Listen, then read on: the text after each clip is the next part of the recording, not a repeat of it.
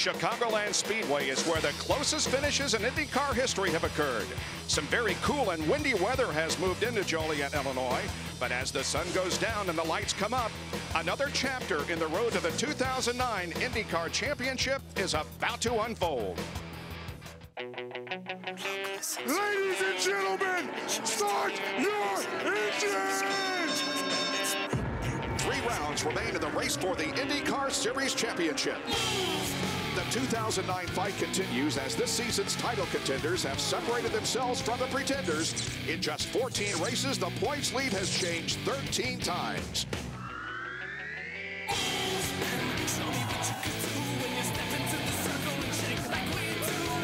Ganassi teammates and the past 2 IndyCar Series champs Dario Franchitti and Scott Dixon dared to deliver their final 3-race punch. Team Penske's Ryan Briscoe is atop the standings. How will luck play out for a driver seeking his first IndyCar title? It's the first of 3 oval races on the road to the championship.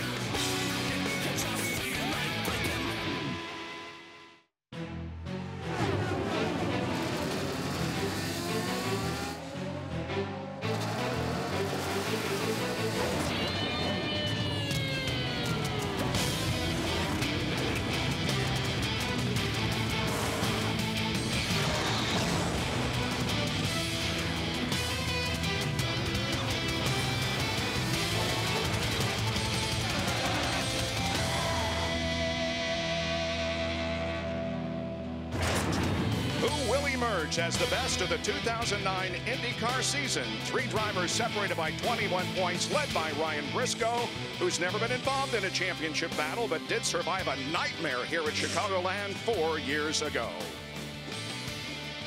Welcome to IndyCar Central on Versus, and a night of what very well could be unparalleled racing excitement. The 15th race of the IndyCar season, the peak Antifreeze and motor oil Indy 300 will get the green flag in just a little more than 1 hour. Hi everyone, I'm Bob Jenkins. Welcome to Chicagoland, the scene of IndyCar racing's best finishes. Ovals will end the season this year. After tonight, we have an oval at Motegi, Japan, and then the finale at Homestead Miami Speedway. The 3 drivers battling for the championship have won the last 3 races, including Dario Franchitti last Sunday at Infineon. Welcome to Sonoma at Infineon Raceway. The green flag is out. Here's this big elevation climb, 14 stories. There's we got contact. Several cars involved. Dixon is in the middle of the racetrack. Full course caution. There's a lot of debris. We've got major carnage here. There are multiple cars. At least a dozen have made contact. Scott Dixon is stopped. Frank Montani is spun around, going in the wrong direction. Going to the inside of Castro Neves, the exact same place that he got together with Marias. Airborne. And Castro Neves is off. And he flies up, and this thing is totally beached. Dario Franchitti wins his 4th victory of the season. Great job, guys. Great pit stop.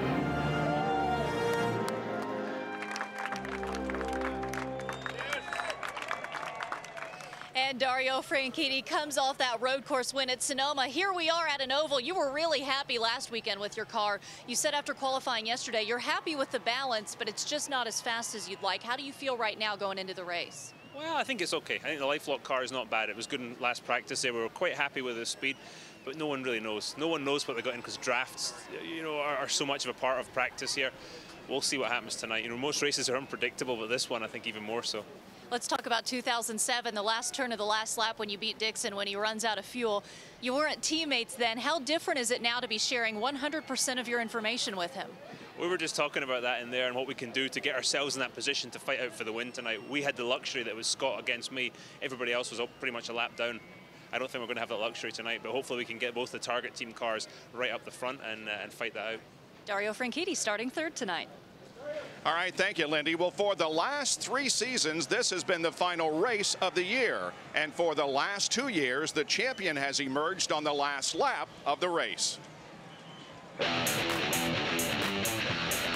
final lap of the 2007 season here at Chicagoland Speedway. Dixon by a half a car length. Dario swings it wide. Dario Franchitti, he'll win the race. He'll win the title. Scott Dixon runs out of fuel with a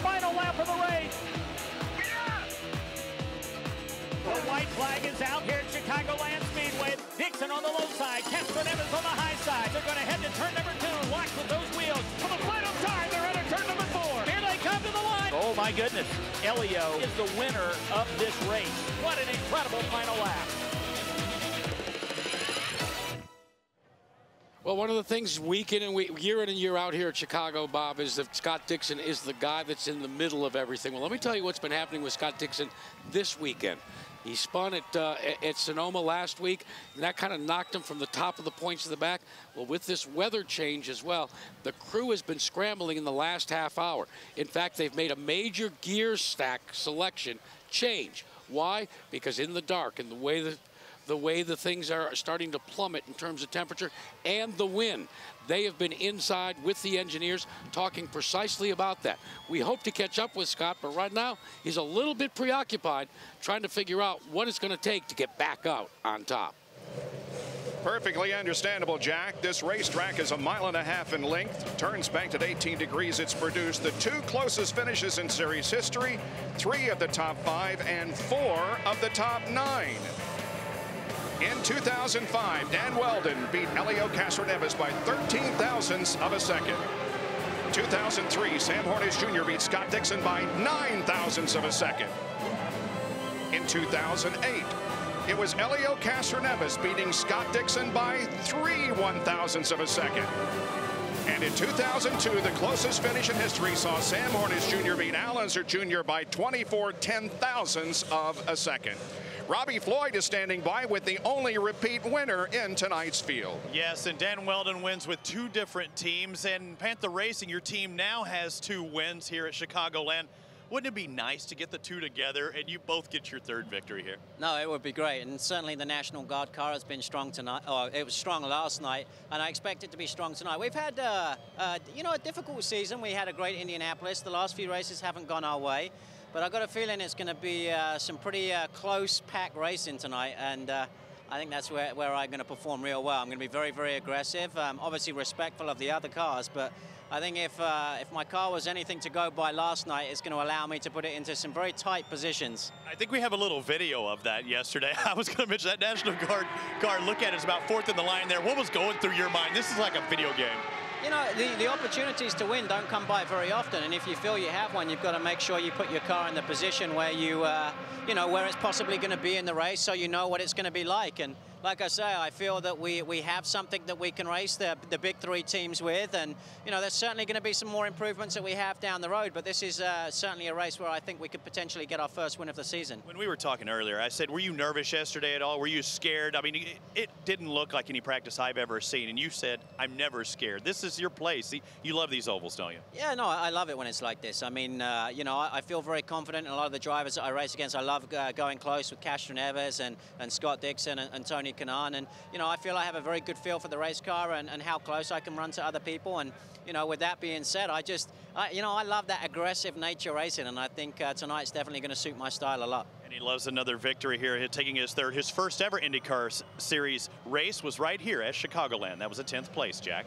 Well, Scott Dixon has finished up his pre-race debriefings and has run over here. Before you get your driver's suit on, Scott, these plummeting temperatures and the wind, your team made a gear stack change. You are the master of making fuel, and yet in cold temperatures, it's a lot harder. What do you expect tonight? Yeah, it will be tougher. You know, I think obviously when it is colder, you do burn a lot more, and I think if you're going to go full rich, it's going to make a 3-stop strategy very tight on windows. So, you know, for us, I want to go out and lead, so I want to go burn some fuel. We'll have to see what happens and how, you know, tough it is going to be to pass out there tonight. But, you know, hopefully one of the 2 target cars can definitely take it to, you know, the Penske 2 up front, which is going to be difficult. But, you know, until we get out there, we're not really going to know what it's like. Let me ask you this. You know, a week ago you were on top of the world, and then things just didn't turn out the way you would hope.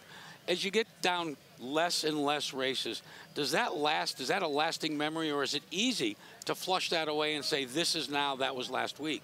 You're only as good as your last race, and unfortunately last one was not so good, so we've definitely got to bounce back. You know, we've slipped, I think, what, 21 points out of the lead behind Briscoe now. 3 races, what do we got, 156 points or more still on the table, so, you know, we can definitely bring it back, and I think the 3 races that are remaining are definitely ones that we've done well at in the last few years, so I'm definitely looking forward to trying to go for another championship, and I just hope it goes to one of the target cars. You know, we talked about when you won the championship last year, the lessons that you learned from losing the championship the year previous. Now you've got the guy that beat you. He's your teammate. He has a mathematical shot at things, yada, yada. You know where I'm headed here. How do you make all that work and roll the dice and come up aces tonight? Well, you know, I think the biggest thing for me now is to beat the Penske car. So Ryan, I think, is definitely one of my targets, and I know it's going to be the same for Dario. So, you know, without beating him, none of us are going to win. So I think that's the biggest thing. He's obviously got the pole. We got the extra point. He's making our life pretty tough, and as long as we keep focused on beating, you know, Briscoe, I think, you know, one of us could end up there. So, you know, however, which way it goes, I don't mind as long as it's one of us two. One thing I know about this guy, Bob, he likes to be in the thick of things, and he likes to go after it. And he is one of 4, of course, mathematically eligible for the championship, although it's really down to the top 3. But every driver is hoping to move up for just a little bit more bonus money. Lindy Thaxton will be here in our next segment. When we come back, we'll talk with Ed Carpenter, who'll start 12th tonight. He came within 16 thousandths of a second of winning at Kentucky earlier this month. You got to be impressed with Ed Carpenter. Duking it out with Team Penske. Briscoe inches ahead. Carpenter will not give up. And Briscoe doesn't have any overtake button, pushes left. Carpenter has 2. And they come down to get the white flag. 1 more lap to go. Wheel to wheel through the corners. They come off of 4 at the line. It's going to be Briscoe. What a story for Ed Carpenter, best ever for this team. The Kentucky race was the first with the aero options and the overtake assist button, and there were 20 lead changes between 7 drivers. The last 20 laps were a battle between Ryan Briscoe and Ed Carpenter, Ed going wheel to wheel for his first IndyCar Series win. Let's go inside the helmet of Ed Carpenter with Robbie Buell.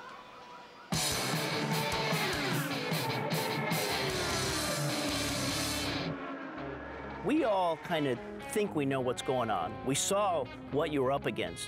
But so if you got, you know, Jeff yelling in your ear and just reminding what you have to do, are you thinking on one hand saying, hey, I know all that, you don't have to do that? Or do you just hear only what you want to hear what he says?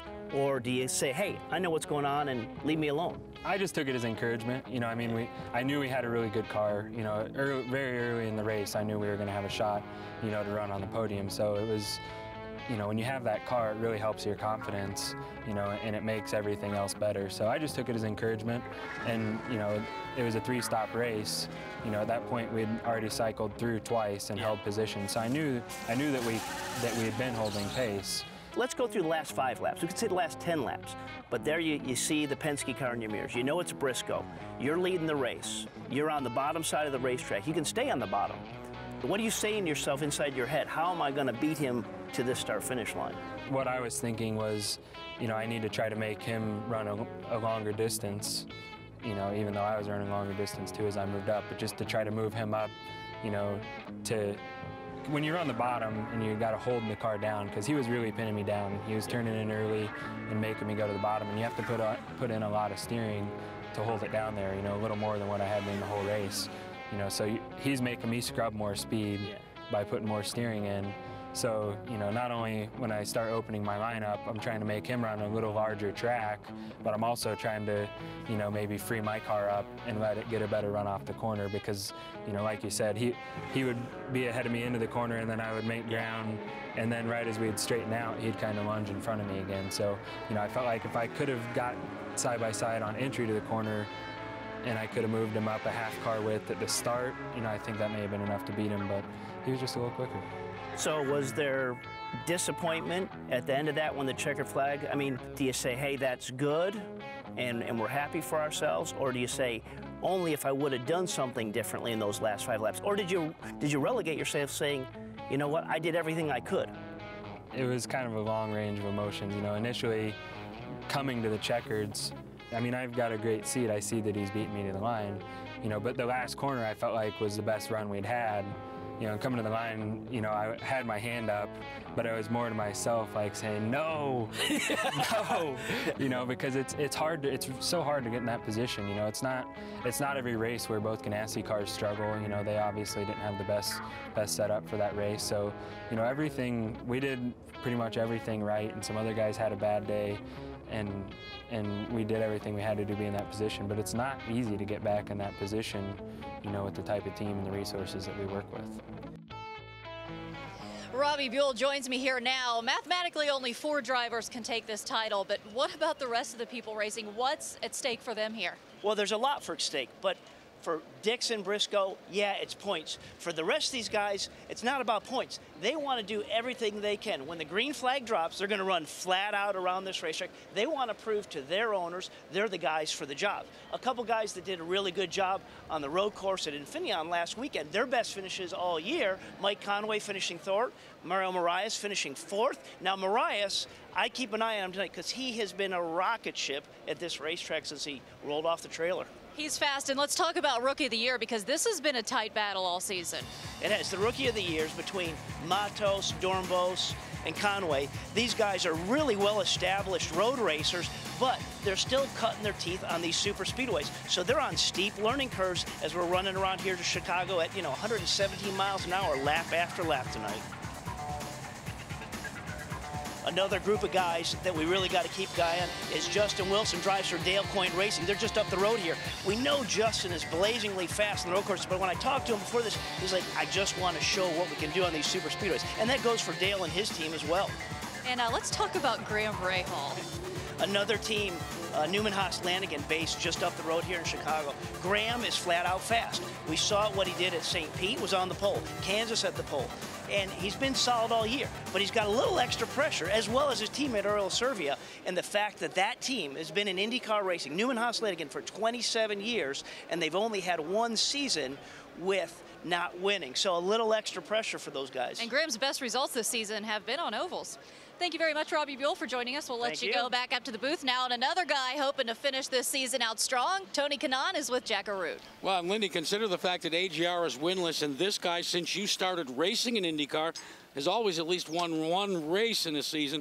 Clock is ticking on you, TK. 3 to go. So, I think we have a pretty good chance tonight. And obviously, we're still trying to find, a better balance for us as a team to win a race. And I think this weekend we have a pretty good chance. So I believe that the next 3 races are pretty good for us. So Japan, I'm being very successful. AGR being very successful. So I keep my hopes up. Let's go back 1 week ago, because you and your Brazilian friend decided to come together when you and, of course, Elio, and you made Elio a wing commander, getting up in the air.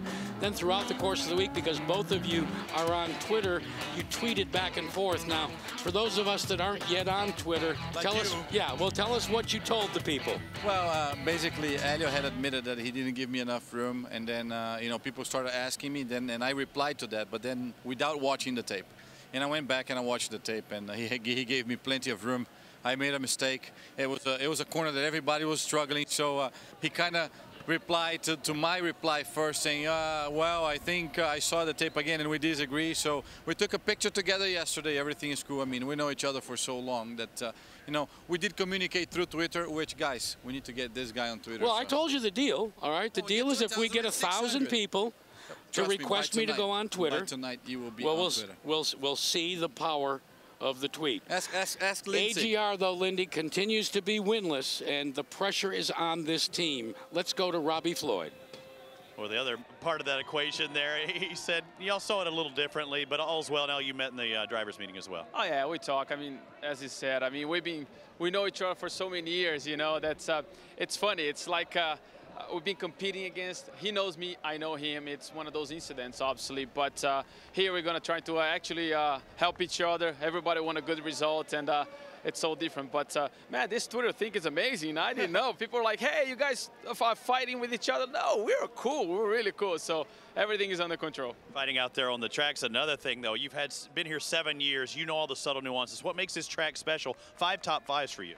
Wow, this place gives you a lot of opportunity. But I always listen to Rick Mears. To finish first, you got to finish. And again, sometimes you don't have the car, but sometimes you have a good car. Tonight, I think not only myself or Ryan, we are very strong, and we're going to try to do everything we can. You know, it's I know my championship chances are very slim right now, but I'm going to try to do everything I can to support my teammate, and let's see what happens. You did it here last year. You won from worst to first. That had to be a special moment for you. Do you look back on that, or can you take anything from that, knowing that, hey, there's guys back there that might not be up here now, but they can do the job? Oh, absolutely. I never take it for granted, those guys, and especially because this race is a night race. You know, a lot of things change, and sometimes even if you take data from last year, it might not help this year because it's a different atmosphere. So, but one thing I know, I'm much glad to start in the front than start in the back. I'm sure you are. It's a much cooler night here. A lot of things have changed from last year, Lindy Thaxton.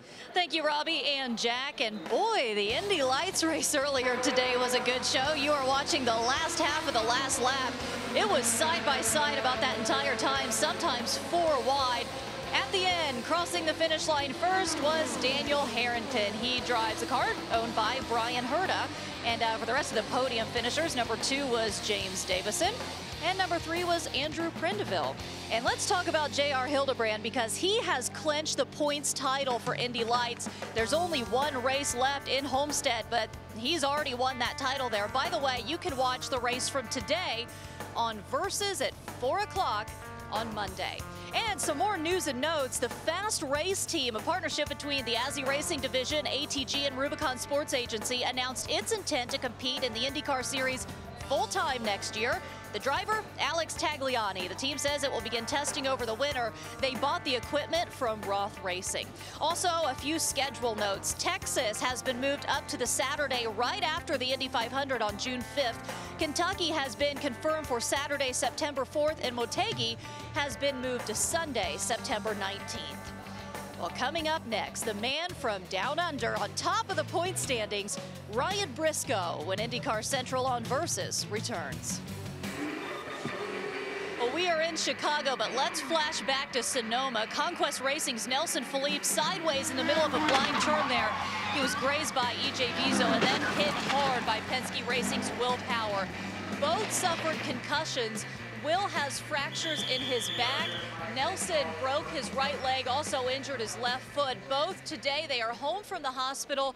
Very sore and resting, but they are in good spirits, and of course we wish them the very best. The IndyCar safety team is on the scene of a crash in seconds, but they play an important role before and after an accident as well. Jan Bikas takes us inside the safety team.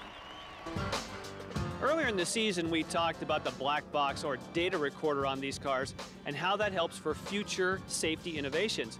But the data from this black box played a big part for the medical staff in the treatment of Nelson Philippe and Will Power. This is actually Will Power's data, and you can see that he took about 125 Gs. Now, we knew that there was a good chance that he had a back fracture when we got him out of the car. The first thing, when he became conscious, he complained of severe back pain. But once we saw this, we were fairly certain that he had a fracture of his back. And actually, Terry Trammell, our orthopedic spine doctor, was in Indianapolis and looked at this data and called down to the trauma center and said he's going to have a back fracture. This is before the CT scan was done.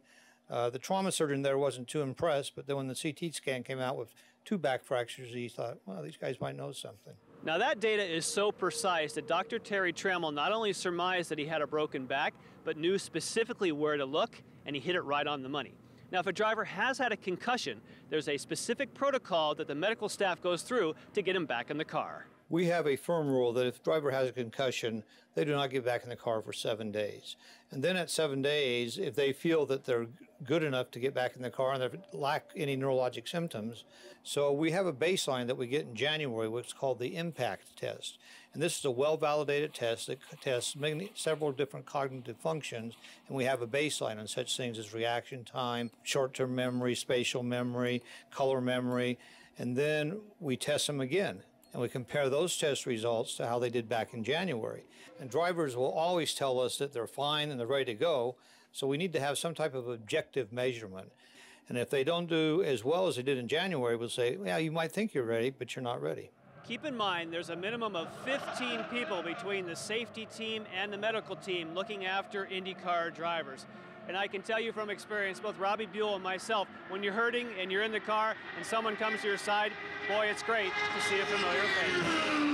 Ryan Briscoe also knows how nice it feels to see that familiar face. About 4 years ago, Ryan was involved in a horrific crash on the backstretch here at Chicagoland Speedway. Driving the number 33 car for Chip Ganassi that season, Ryan had wheel-to-wheel contact with Alex Barron, sending Ryan airborne over Barron and into the Chicagoland fence. Ryan was released from a local hospital more than a week later with both clavicles broken. 4 years later, he is the points leader, and in just his second season driving for Roger Penske, Ryan's in the hunt for his first IndyCar title. Now, if you were to meet Ryan, you'd probably never guess that this friendly Australian has a knack for rugby. Well, we wanted to check out the guy's rugby skills, so we sent Robbie Floyd into a scrum with the points leader. This is your country's sport, right? Yeah. I mean, we have Little League baseball, soccer, football, but this is it for you, huh?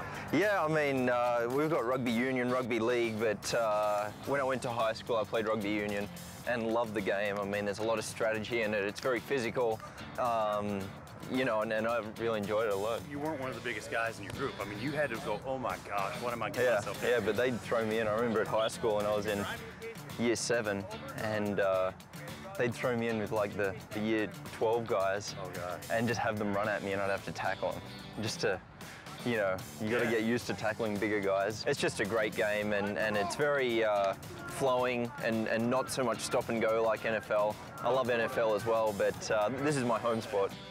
Pit reporter? Driver. You do a workout, man. You've only done a couple of drills so far.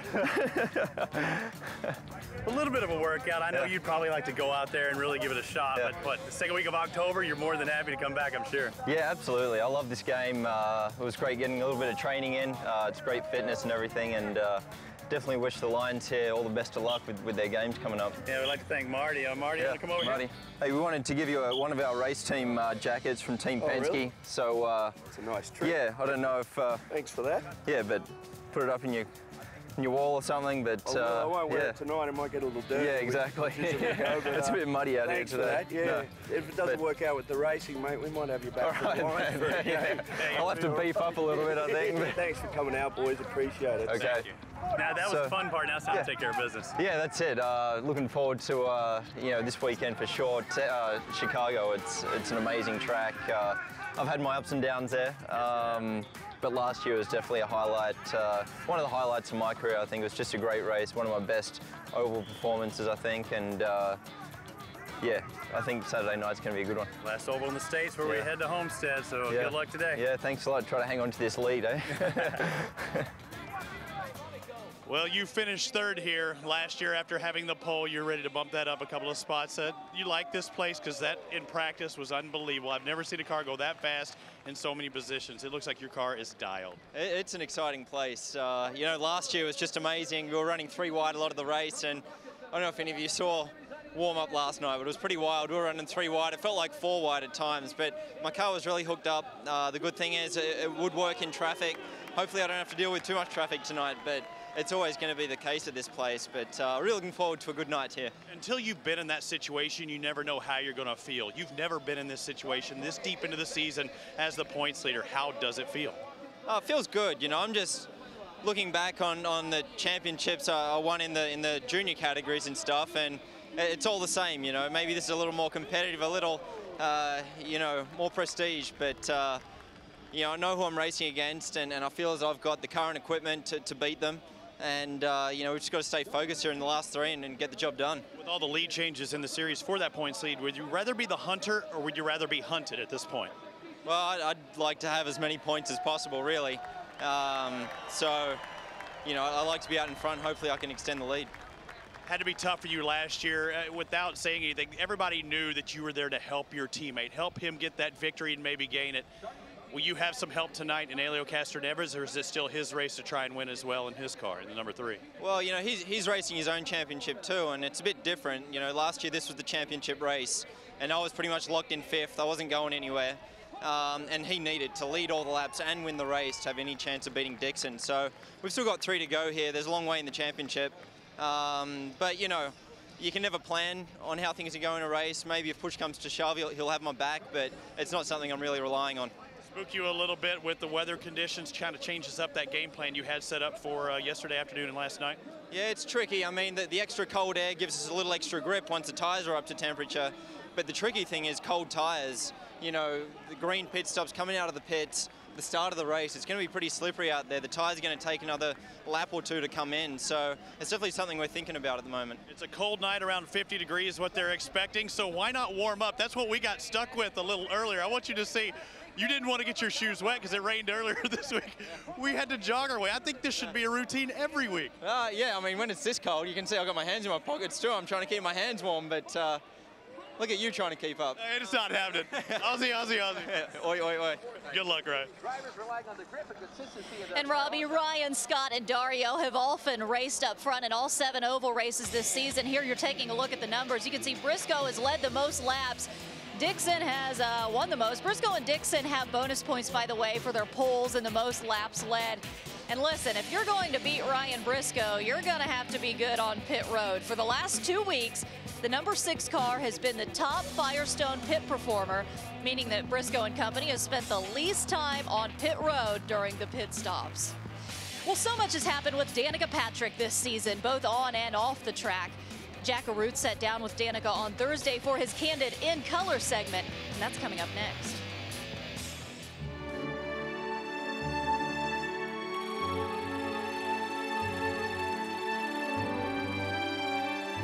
One thing missing from this room, though, is the Indianapolis 500 trophy. That's my goal. Danica Patrick will slow, and it looks like she will pull off the track. Why couldn't I go straight? Could history be made? Boys, move over. The lady is coming through. Danica Patrick wins a twin ring Motegi.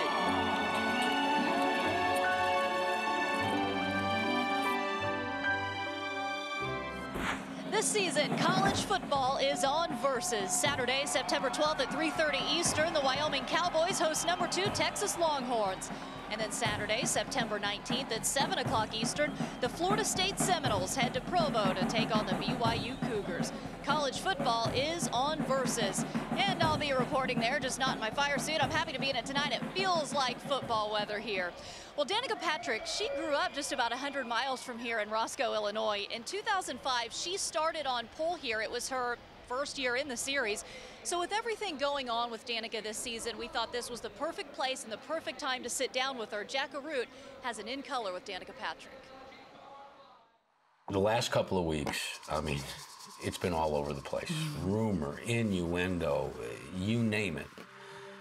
How tough is it for you to go to work in that kind of environment? You know, I think it's been more difficult as the season has gone on. You know, obviously there's been a lot of stuff going on all year. Most of it I was totally withdrawn from in the beginning and knew very little about. And, you know, as the season's got on, I've, you know, obviously learned more, but also the races have become more challenging. I mean, you know, we've just been struggling on road courses, so to put, you know, a whole bunch of them together at once is like, it's a low blow, you know. We've just been having a hard time, and then to, you know, get taken out in the last couple, I mean, it's, I don't know, it's been a little bit more challenging lately. Let's face it, very few sports athletes become commodities. Danica Patrick has become Indy racing's commodity. How does Danica Patrick, the athlete, who wants to go to work every day and be the very best, how does she handle being a commodity as well? I have other people take care of that. You know, I really do. You know, it's even awkward to sit here and talk about being a commodity because it's really, you know, I mean, it's, I don't know, I feel awkward right now. But you know what happens is what happens is that gets thrown into your plate. Yeah. Those people are pulling you in other directions, and in some cases, it can be distracting to what your primary job is. You know, who knows how, we will never know how much mental, you know, stress or distraction or just noise in my head comes into play and takes away from the focus. When you started, it was, let's face it, it was you and Dad. You know, you went racing, you found something that you guys had in common, and seeing the video and the go-karts and everything else, and There's one piece that you probably have seen so many times you're tired of it, of you giving the tour of your trophy case. And what's the one thing missing from this room? Is the Indianapolis 500 trophy. That's my goal. And it still is. Yeah, it still is, yeah. It's gotten close a couple times. Do you obsess over that? No, it's one of those things that you put a lot into, we all put a lot into, the whole team. From top to bottom, everybody knows that that's the big one. Come close. Yeah. For a moment, all is right with the world. Danica Patrick leading the Indianapolis 500. What if I would have won instead of like earning my way up and getting better and going, oh, she can drive, you know? It's like too much too soon. Maybe I would have been even more distracted and, you know, I wouldn't be the driver I am today. So, you know, I believe everything happens for a reason. So I still hope I get that win though sometime soon, you know? This is also the Danica Patrick that is stunning on the red carpet, could walk down any runway in New York, and yet will go toe-to-toe with Dan Weldon, will kick a trash can. It's all part of that commodity I call Danica Patrick. How does it all come together and become who you are? It comes naturally. I mean, that's really the only way. I mean, it's all really just me. It's just, you know, I think I've just been lucky enough to be able to get to show those sides of me. I think a lot of drivers and a lot of people in general, really, just people in general, have totally different sides to them. I think the more sort of true to yourself that you can be and pure, the better you feel and the better you perform. I really believe that. And so, you know, kids even ask, how do I become a race car driver? I'm like, don't try to become a race car driver. Try to become the best something you can be. And everybody's good at something, but don't force it. You know, if you like to, you know, cut clothes up and sew them together, you know, be a fashion designer. I mean, it doesn't matter. You can do anything. Was there ever a point, though, DP, where you forced it in anything in your life, in your pursuits? You know, probably the only thing that was really more forced was when I was younger. I definitely put on a little bit more of a tougher face, and I didn't, you know, go for pink and purple as primary colors for anything, and you know, didn't want to appear to be too girly because I didn't want that to be a reason for anything. Do you think the average race fan knows really who Danica Patrick is? I would say actually no. I mean, I think that like I said, I'm able to show more sides of me than a lot of people, just with the amount of interviews and articles and things like that I get to do, and photo shoots and stuff. But I'm pretty normal. I mean, I love to cook and travel and drink wine and watch TV and take road trips, and, you know, I don't mind cleaning up the house every now and again, or scooping our dog's crap out of the yard. I mean, it's all part of the process. Has it been worth all the sacrifice of those opportunities for those kind of moments? I do the best job I can to make sure that, you know, it takes a lot of work and it takes more money to create privacy, to get away, to really get into an isolated situation where you're not, you know, you're not getting, you know, photos taken of you or people wanting to meet you or something like that. So it does, and I make those things happen. They have to happen. It has to happen, or else you just feel claustrophobic. The noise that goes on in our heads just gets in the way. And moments ago, Danica was introduced to the crowd here at Chicagoland, and on September 18th, Danica returns to the venue of her IndyCar victory, Motegi, Japan, where we will have part 2 of Jack's In Color with Danica Patrick. The number 7 car starts 10th tonight, and now another successful woman in motorsports. Sarah Fisher joins us here, and we were just laughing because I reminded you were here at the inaugural race in 2001. You said I was. How much do you think you and your team have grown since then? Well, I think what's most important is that I've started the Dollar General Racing team. So, you know, and since then I've become an entrepreneur. I've grown up quite a bit. You know, from 19 to 28, it's a huge difference. And you just had an exciting thing happen to you, a new car. Tell us about that. I was very surprised. In fact, Wink and Libba Hartman, one of our sponsors, Hartman Oil, decided that we needed a backup car. We have one of the oldest chassis in the series running right now, and we're going to debut that new car at Homestead. And you have a new sponsor this time, right? Things just seem to be going well for you. We're growing all over the place. It's really great. SpongeTech.com came on board last night during qualifying even. So, you know, we're really happy. It's great times for us, but we still got to keep working hard and provide that good entertainment. I know you have a special relationship with your engineer. He was here with you at Chicago last year. How well do you click? How important is it that you do? Well, I'll just tell you this. I think no pressure for Tom, but if he's not engineering it, I won't be in the car. He's just really a great person, and he's done a lot for our team. He'll be our technical director no matter what, and he's taken our team to the next level every race we go out, so we're really happy to have him on board. How's your car feel going into tonight? It's going really well. You know, we had some issues. We've changed this morning. We redid some things this morning, so we're going to go out there with a fresher car, let's call that, and I think we're going to be able to attack it much better. Sarah, best of luck to you. Thank you very much. Let's go down to Robbie Floyd with Hideki Muto. Thanks as Hideki grabs a little drink, just got through with the parade lap. Hideki, these are your people. You're a Chicago, what is it, Chicagoite? How does it feel being in Chicago? This is as close as you are all year to your home. Yeah, I feel very good because I have a lot of friends here now, so they are here tonight, so I hope I can do well here. You look back at the past two races, 5th place finishes. A lot of people say, okay, Hideki, 5th, I can see that on ovals, but man, you've turned it on the road courses. What's been that turning point for you and why the team's done so well as of late?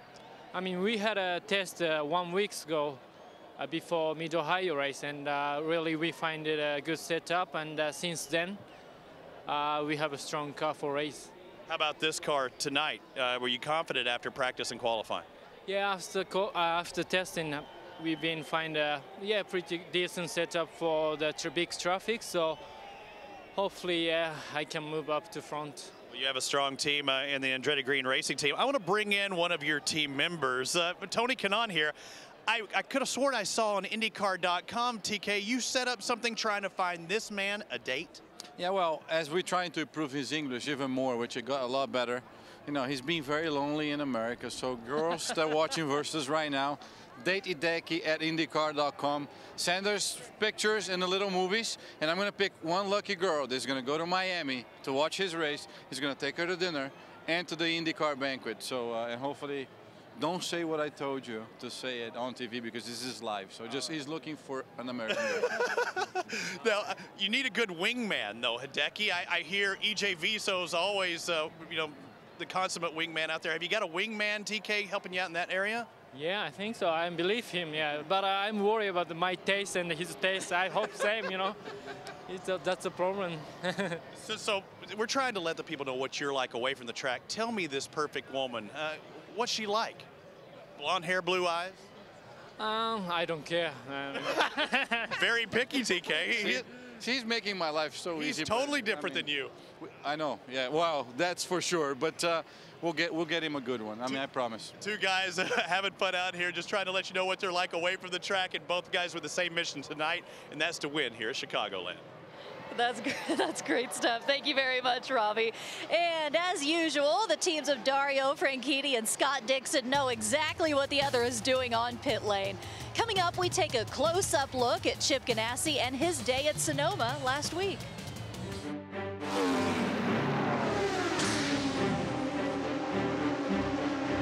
There had never been an African-American in the Indianapolis 500. Now, Willie T had been there in 1985. He took an attempt at rookie orientation program, but that hadn't worked out. So now it's 6 years later, and he's back. He's driving for Derek Walker, brand new team. They were running V6 Buicks, and they had all kinds of trouble. They kept blowing engines. So it's the final day, he's not in the show, and it really looked like it wasn't going to happen. He'd get stuck at like 2:07, and then during the afternoon, the 2:13s, 2:14s, 2:15s started to come, and at 5:15, under threatening skies, he went out to make a qualifying run. Field was full, Tom Sneever's on the bubble, and Willie takes the green. Willie T takes the green. So, I mean, was he even going to last 4 laps? Because he hadn't been. He takes the checkered. Crowd went crazy, and when Willie T came in after the cool-off lap, I remember him coming down the pit lane, engine shut off very slowly, and somehow or other he'd hoisted himself out of the cockpit like he was running in a soapbox derby car.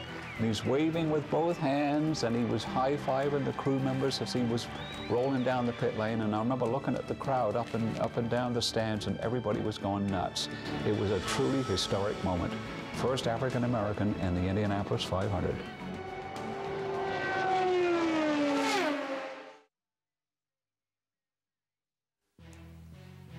Welcome back to Chicagoland Speedway in Joliet, Illinois. IndyCar Central on Versus. They're trying to keep warm any way they can on this very cool Saturday night. Well, last Sunday at Infineon Raceway in Sonoma, California, Dario Franchitti led every lap of the race, and our Versus cameras were with him and car owner Chip Ganassi all day. Get set for the final road course race of the year on the road to the 2009 championship. It will come down to Scott, Ryan, or Dario. Track position is going to be really, really important here. So if we've got the speed and we can save enough fuel as well, stay up front, that would be ideal, but anything can happen. Dario, this is Chip. Do you copy the radio? They come off the corner. Briscoe got loose. Green, green, green. Oh, we got contact. Oh, several cars involved. Full course yellow. Two cars got together. They're picking up some debris. Just keep your eyes open. 10-4. Okay, stay out. Pits are open. We're going to fill it up, change 4 tires and a nose. A lot of the top contenders, like Dixon, they're all back at the rear of the field. Dario wants to lead as many laps as he can because he can prevent Ryan from earning the 2-point bonuses. Every point is very important. He's saving enough fuel, going to give us a little bit of strategy maybe here later in the race. You got tire things going on with the Penske cars. We're looking to see which way they go. Okay, Briscoe is consistently 7 tenths behind. Elio's 3.9 behind. Briscoe half a second back. Elio 4.7 back. 15 laps complete. Elio 6.2 back. 18 laps complete. Got about 10 minutes before we come in. Elio's now 8.4 back in third. Hit this lap. It's pretty close. Dario leads Briscoe and Castro Neves. Briscoe has a 4-point advantage, but Dario has clinched the 2 bonus points for leading the most laps today. Okay, so a good pace here. We've got a battle on our hands before the last pit stop. Mixture 1. Use some overtake. Hit this lap. Hit this lap. Clear. Briscoe's at start, finish. Now, 20 to go, 20. The last 12 laps here. You have 1 overtake per lap left, plus an extra. 9 to go. Oh, Castro Neves is off. Full course yellow behind you. You got 1 car, turn 6, driver's right. Okay, the order behind you is Briscoe, Muto, Mariah, Conway. It'll be 4 to go when you take the green. All clear, all clear. And Dario Franchitti wins his 4th victory of the season. You're the man. You are the man. You also got max points this weekend. Thank you. Thanks, boys. That was awesome. Great job, guys. Great pit stop. This is crucial for the championship. And that is how Dario Franchitti got into the points lead, and there he is getting ready to do battle here tonight. Well, we know that the changes were made, aerodynamic changes were made for the oval race at Kentucky earlier this month, and they worked. And Robbie Buell, what I'm wondering is, are they going to work tonight? Certainly in practice last night, it looked like they're going to. Well, they are going to work. And in practice last night, we had one big pack that stayed together the whole time. We're going to see that tonight. We're going to see 3 wide racing. But from the driver's cockpit, there's guys out here that are still learning about these super speedways. And to get to the front, you have to have a special level of commitment. You got to be flat out all the way around. You may not be comfortable in the car, but you got to get over that hurdle where you say, oh, I can do that. That's your way to the front. So really exciting. And Robbie, when you have those cars so close together, wheel to wheel, it takes that extra level of concentration. Some people have said it's like making a carrier landing at night for an aircraft. But think about the fact you're doing it not just once, you're doing it for 20 minutes at a time. It takes that level of concentration. And the other thing we heard tonight, a theme, it's cold. When it's cold, it takes a while for tire pressures. It takes a while for tire temperatures. You heard people say starts and restarts, they might be hairy.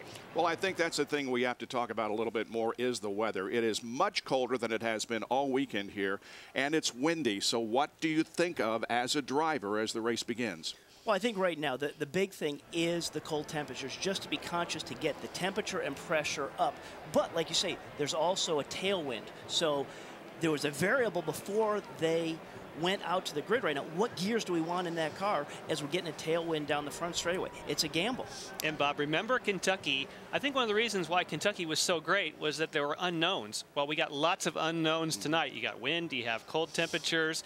They haven't run in these conditions. I think it's going to be a barn burner. I think so too. You bet. We're glad you could be with us, and thank you for joining us for IndyCar Central on Versus. When we come back, we will be very close to the command to start engines and the start of tonight's IndyCar race.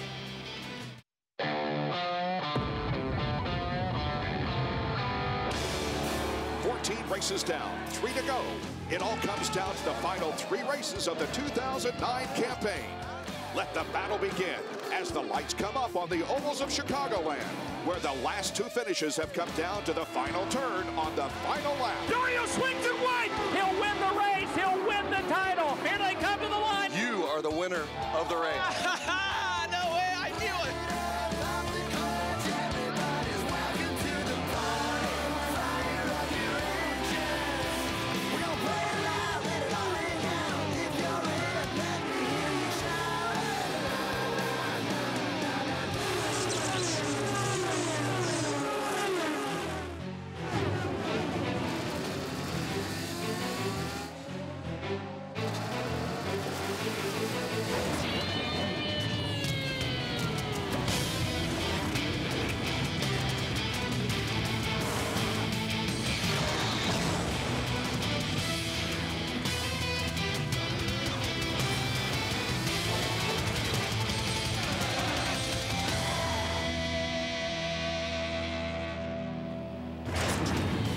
Just a beautiful night in Joliet, Illinois, as we get set for the peak Antifreeze and Motor Oil Indy 300. We're located about 45 miles south of Chicago. You can see the lights of Chicago off in the distance.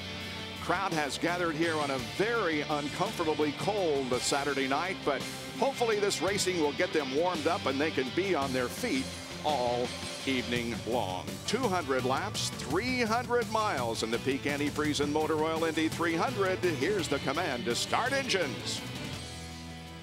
Chicagoland race fans, are you ready? It's time for those most famous words in motorsports. Please welcome back the Vice President of Merchandising for Advanced Auto Parts, Charles Tyson, as he gives the command. Ladies and gentlemen, please start your engines.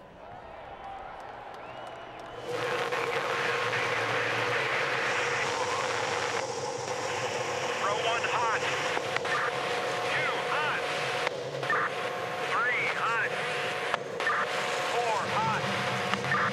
5 hot. 6 hot. 7 hot. 8 hot. 9, 10 hot. 11 and 12 hot. And that means that all cars are running. Now they're doing something a little different because of the cold weather here. They're going to first allow them to warm up a little bit longer here on pit lane, and then an extra warm-up lap. They originally were scheduled for the 3rd time by to get their green flag. They've added 1 more lap, and that just makes good common sense. Get a little bit more temperature and pressure. And it's not just about the temperature, Jan. The pressure, that actually, they need that pressure in the sidewall of the tire just so they're not bottoming out as hard as well. I would expect that when the race does start, we're going to see more sparks and more bottoming than we have seen, because you have to anticipate the tires are still going to get up to full operating temperature. Like you say, Robbie, it just takes longer. So therefore, the first few laps, even with these warm-up laps, look for lots of pyrotechnics. Dario Franchitti carrying the colors of LifeLock on his car, and so to look for him in yellow. And here's something a little different. Tony Kanaan normally carries, of course, green and white. This week, He is carrying orange and white for the Oscar Mayer Big Bite sponsorship. We have Team Penske up front. I'm bound and determined to put Dario Franchitti in the points lead, but it is indeed Ryan Briscoe who is in the points lead, and he picked up a point yesterday as he won the Peak Pole Qualifying Award and $10,000. Ryan Briscoe and Dario Franchitti both have 4 poles this year. Ray Hall, Castroneves, and Power had 2 each, and Scott Dixon was on the pole at Kentucky with the starting lineup determined by owner points. All right, here comes the lineup. We've got 23 cars strong. 3 of the 8 races have been won from the pole position here. Remember last year, Elio, because he went below the white line on the backstretch during qualifying, he was sent to the rear of the field and came home to win the race. And he also led the most laps. So even though you got to want to qualify at the front, the guys in the back, can they get up and win this race and lead laps? You bet. I don't think there's a person that we've talked to, Robbie, that didn't say, you know, I didn't qualify quite as quickly as I wanted to, but I got a good race car. That's all the way theme. through, all the way through the car's great in the race. So if everybody's got a great race car, we're up for a great race. The only reason you would not want to start at the back is the possibility of something happening up front between you and the leaders, but we'll hope that doesn't happen all evening. Jack Arute on pit lane. Well, guys, look, there's no question that the weather is going to be a critical factor in the performance for all these teams tonight.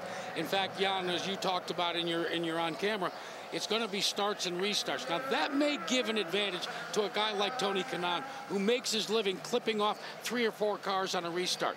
But I talked to a lot of the crews, and I talked to the Firestone engineers. They say these tires could take as much as 2 full laps on starts and restarts to come up to full heat and pressure. So what's the winning combination, the strategy tonight? Well, I think it's real simple. You got to stay with the lead pack. That's number 1, and if you do that and you draft and you're not leading, you're going to be able to maybe make some fuel.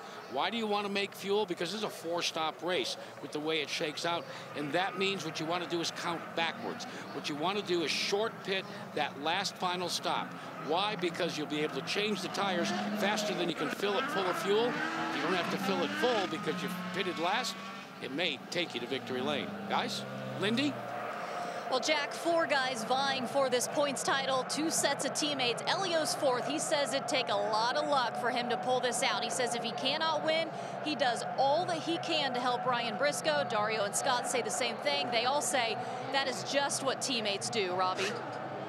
Well, some tough times for the McDonald's team leaving Sonoma. They're hoping that may play in their favor. You remember last year when it was just before Sonoma, the Penske truck caught on fire? Well, this year, the hauler for the McDonald's teams, both of them broke down. Mike Rogers, truck driver, his truck broke down in Nebraska. Dean Brum, the truck driver, broke down in Nevada. Both guys got their trucks going eventually. They were late coming into Chi-Town, and they're hoping that maybe, just like with Penske, their drivers can finish 1 and 2 here tonight. Graham Rahal starts from 5th position, getting those tires warmed up. Now here is the overtake assist situation. You have 20 pushes, 12 seconds, and there is a 10-second recharge time. And we have seen that work very, very well at other ovals, including Kentucky earlier this month.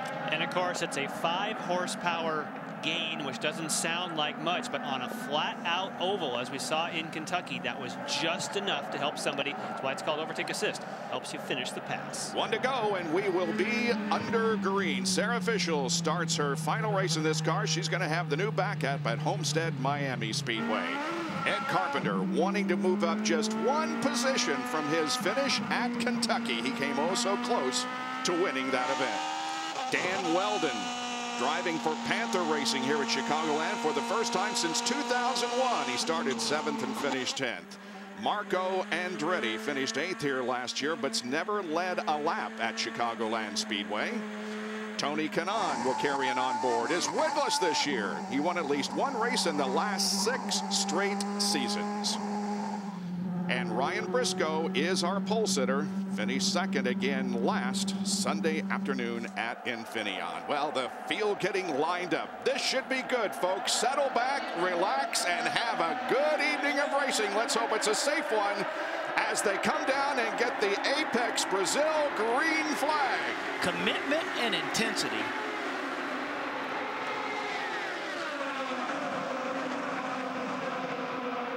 Tony Kanaan going high. As Jack made reference to, he's one guy that always likes to make up spots on cold tires. He's a master of it. Dario in third, under Kanaan. Look at those sparks, just as forecast. Off the fourth corner, into the tri-oval. And lap number 1 is led by Briscoe, then Castroneves. Franchitti, Kanaan running side by side, and back there is Dixon and Rahal. On board with Kanaan looking over at Dario.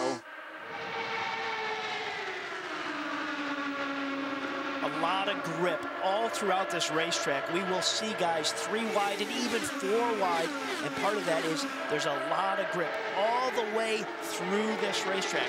Kentucky was wide just like Chicago, but I think there's a little bit more grip out here, so it just creates the opportunity for these guys to challenge even higher on the racetrack. First lap was 203, second lap 212 miles an hour. Temperatures are coming up on the tires, and we've got a battle up front as Elio looks to the high side of Brian but ducks back inside.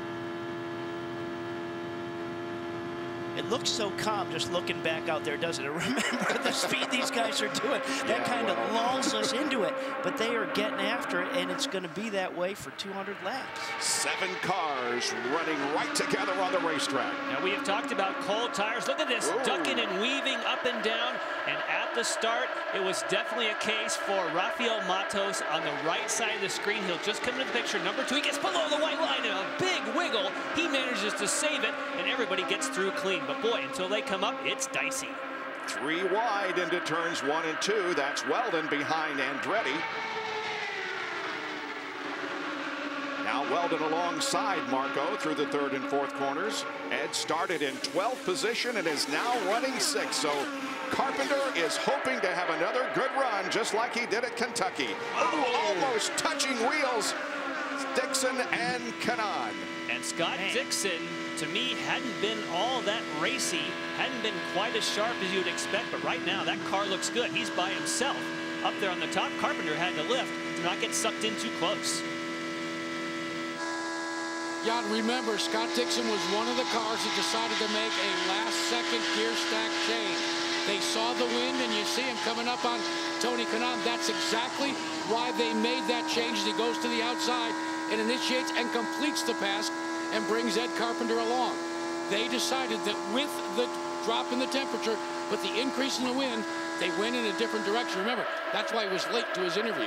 And it's amazing, right as you were talking, Jack, the reason he lost that spot was he had to lift and grab a gear. Sure did. So you're talking about gear stack. At the very same time, he had to take a different gear, and he just got blown by. Yeah, and when they started this race, I mean, they didn't know what gear package they needed. We haven't run in this kind of wind, so it absolutely is a guess, and it looks like the Dixon crew, they guessed perfect in terms of what that gear stack is that they wanted at that last minute. He hasn't shown anywhere near this kind of speed all weekend, but you know when it comes to these kind of racetracks and a championship, look at him come. Now Dixon looks to the high side of Briscoe, wanting the lead. Off the 2nd corner and down the backstretch, falls in behind Brian. Now he'll make a move up top. And you notice less sparks. And that means the tires are coming up to pressure and temperature. You see a few here and there. That means these cars are getting racy. So Dixon's just going to keep working on Briscoe right now. He's just going to kind of see where his strengths are. He's going to keep poking up a little bit on the high side there to just get clean air, but they're just sizing each other up right now. Tony Kanaan now looks to the high side of Ed Carpenter. Mario Marias and Graham Rahal are running side by side behind Tony Kanaan.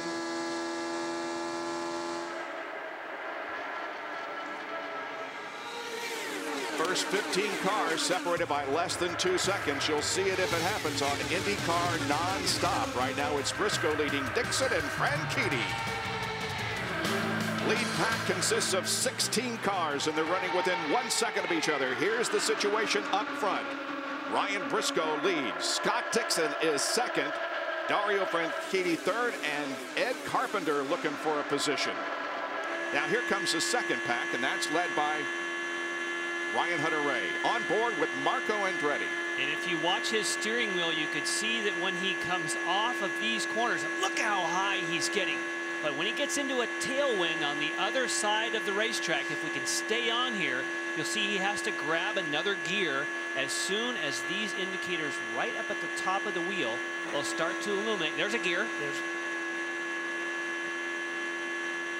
And Marco wants a good finish so bad. Yesterday, I looked at his feet, noticed he had on a red shoe and a blue shoe. I said, Marco, I've never noticed that before. Do you always do that? He said, no, but I am trying anything at this point to have a great finish. Well, Marco started in the 7th spot, and he's fallen back right now to the 15th. So obviously there's something he's still trying to get a handle on with his race car, whether it's balance, gearing, I don't know. We've seen the same thing with Tony Kanaan, that when you have to start grabbing gears, people go by you. So those who chose that right gear stack that Jack was talking about very early on seems to be one of the keys. Now, Scheckter up high, has been making a move, likes to run and makes big moves and likes to do it high. And Schecter's one of those guys, when I said at the top of the show, just you have to have that confidence with the race car to take it to another spot where maybe you don't like it very much and the car slides, but you just got to trust it and catch it. Schecter's a guy that's in the category. He knows how to drive the car that hard. He's taken 10th position from Danica Patrick. And Thomas Scheckter talked to him. I mean, this is a guy who's led 114 total laps at this racetrack alone, a 2-time IndyCar Series winners, as he's battling it out with Danica Patrick. I asked him, I said, is this going to be the place? With it being cold and everybody kind of, tentative on the start, is this a place that you can really push on the start? He said, I really don't think so, because everybody's going to be flat out here. I can usually do that in the places where he will have that option to let off. Here, I don't think they have that option. So even though he's moved up 3 and sometimes 4 spots, I think he's just picking them off one at a time, and everything's going according to his game plan. And he does have just that game plan. I talked to him right when he got out of the car after that crazy last practice we had yesterday. And I said, how are things? He said, everything's good, good. I'm like, okay, I don't need to ask you anything more. I mean, just a quick snapshot, good. He's running with Mario Moraes in the KB Racing Technology #5 car. Moraes running in 9th. But boy, he put the chop to Danica Patrick right when Robbie Floyd, when we both went, whoa! Because when you pass somebody, that's why you have the spotters telling you clear. They might have told him clear a little bit early, because he definitely took the air off the front of Danica's car. Spotters are just a tool. The drivers are there. They're the ones driving, making decisions. The spotters are just information. Objects are closer than they appear. Spotters, it's very good information. They need to help look ahead and tell the drivers what's going on. But, at the end of the day, it's the guy in the cockpit that's, chopping, not chopping, doing what he needs to do.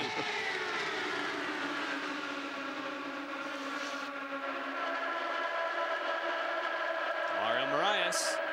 And he has been a rocket ship since he rolled. His cars just look fast here since he rolled off in that Azul car for KV Racing. That's Oriol Servia, who he's running with.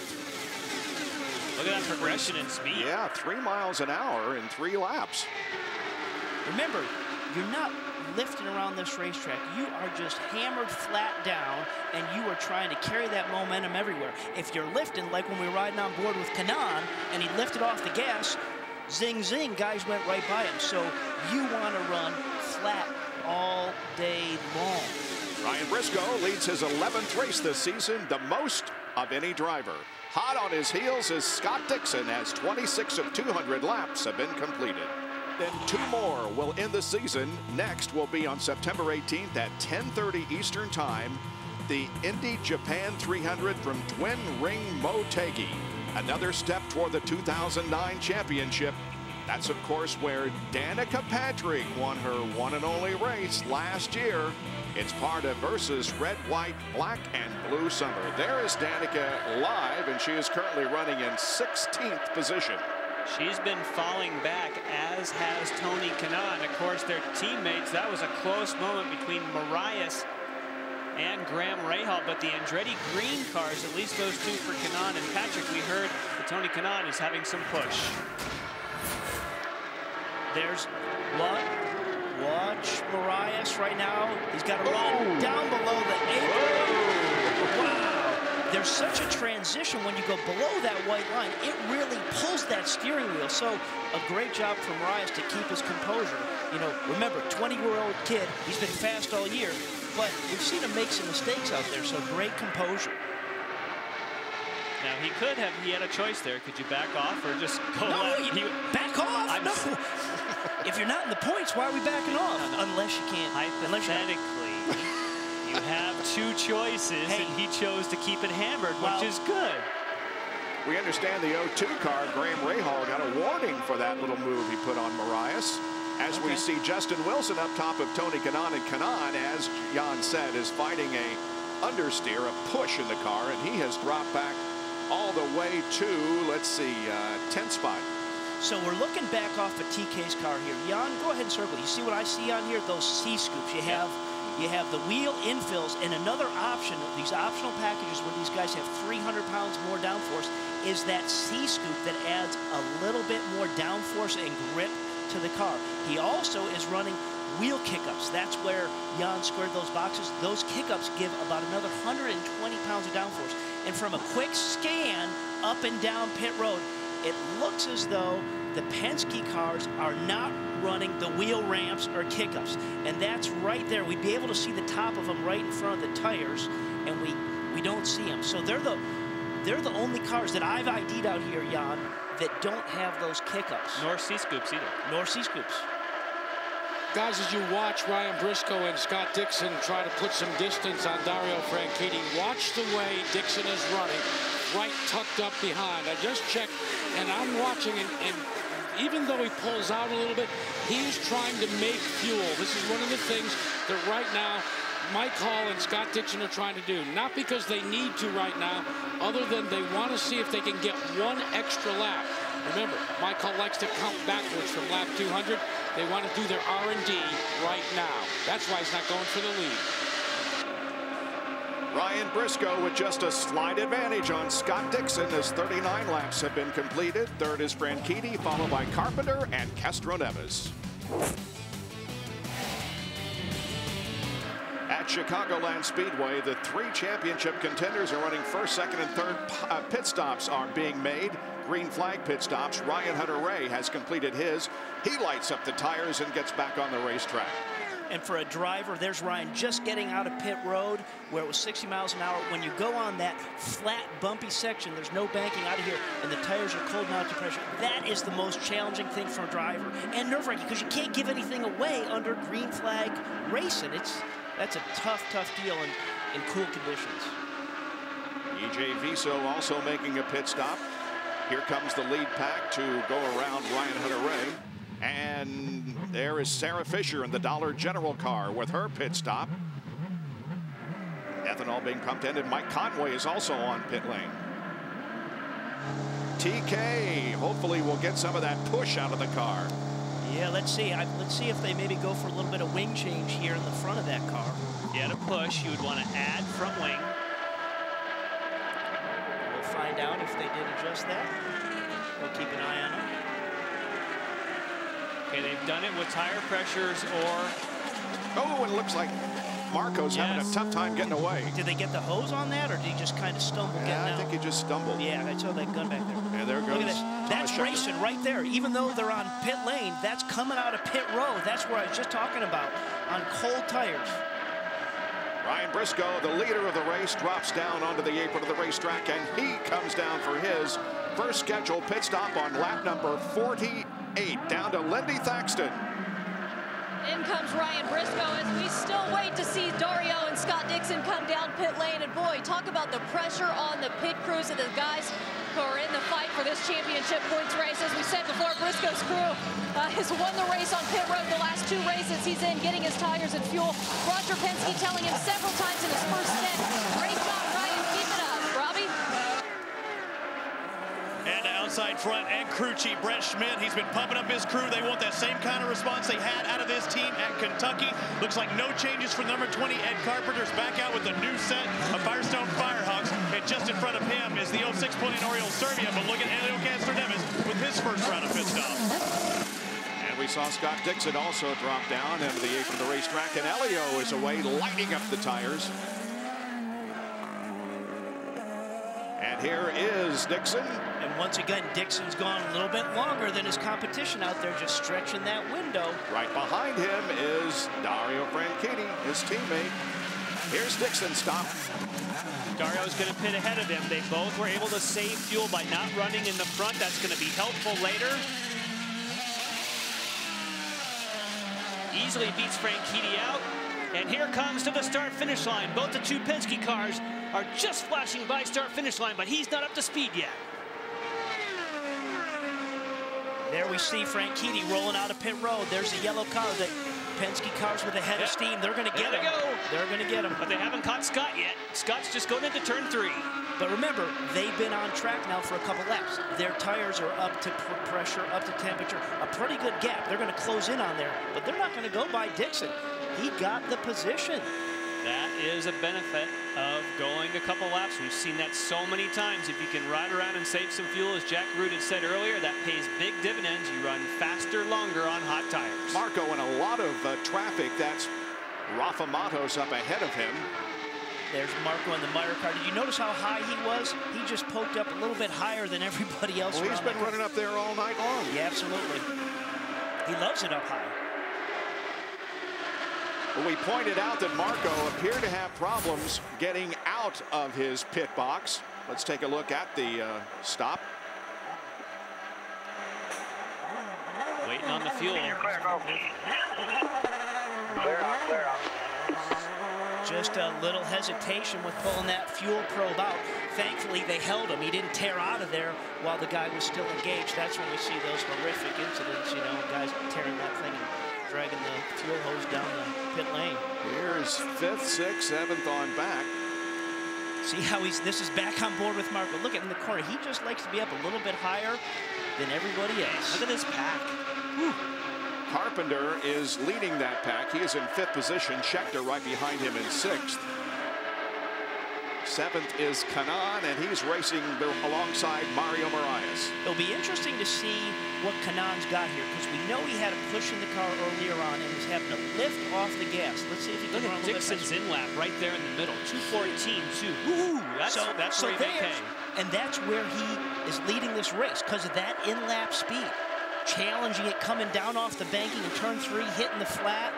That's beyond just going for the win here. I mean, to be able to push it like that when you're driving for the championship, you know, there's no caution. He's just flat out getting after it. They're 2 wide all the way through the corner. Guys, I want to take you back to little things. All the teams that made those green flag pit stops. Now watch Oriol Servia when they drop the jack. He lights up those Firestone Firehawk tires more aggressively than you would under normal circumstances. Why? Because of the plummeting temperatures. We're at 60 degrees ambient temperature. They want to build as much pressure as they can. All the drivers talked about it with their crews before they made those green flag stops. Wow, intense racing, and here is a battle up front. Dixon to the bottom, Briscoe on the high side. Now, why doesn't Briscoe learn a lesson from Dixon saying, I don't really need to pass you. Why don't I ride behind you and pay you back and save fuel like you did to me on the first stint? And gain that lap back under fuel. Yeah. But he wants to lead the race. Well, good for him. He wants to get the couple points there is for doing that. Or maybe he's just sizing it up on the high side for what he thinks is going to come the last 10 laps of this event.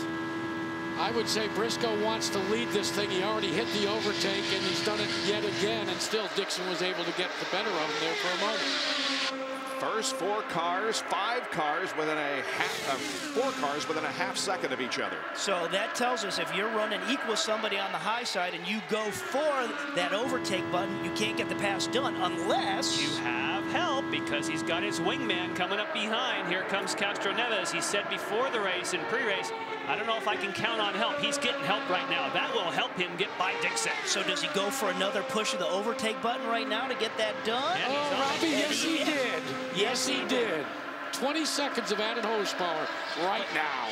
But he's not getting it. I mean, he's not there. Dixon's just staying right there at his left rear. Dixon's now going to get some help. Here comes Franchitti. It's the battle of the 2 teammates. Like, hang on a minute.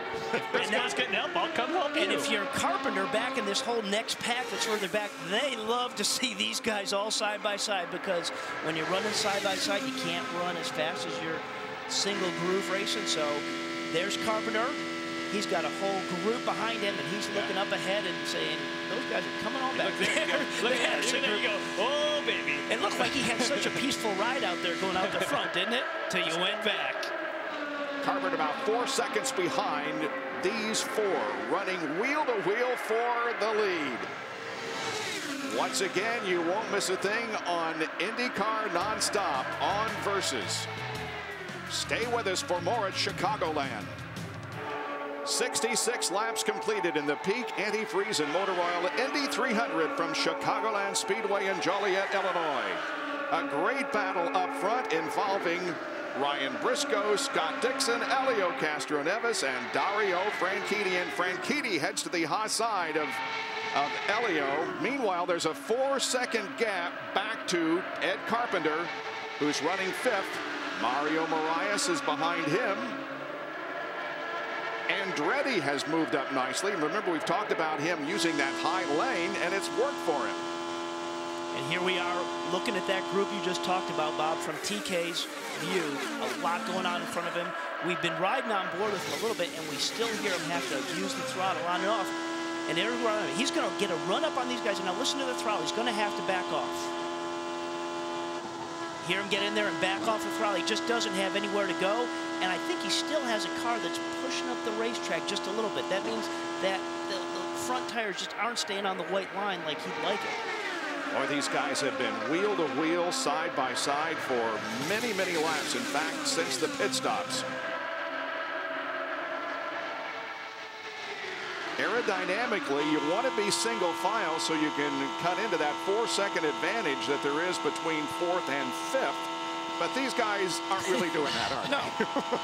You think you can get that thought process across right now? I don't think so. They're not exactly working together, and they would need to. And Tony Kanaan had to have another lift there. And boy, you can see from that high shot how you lose that momentum. But here comes Danica. Down the low side.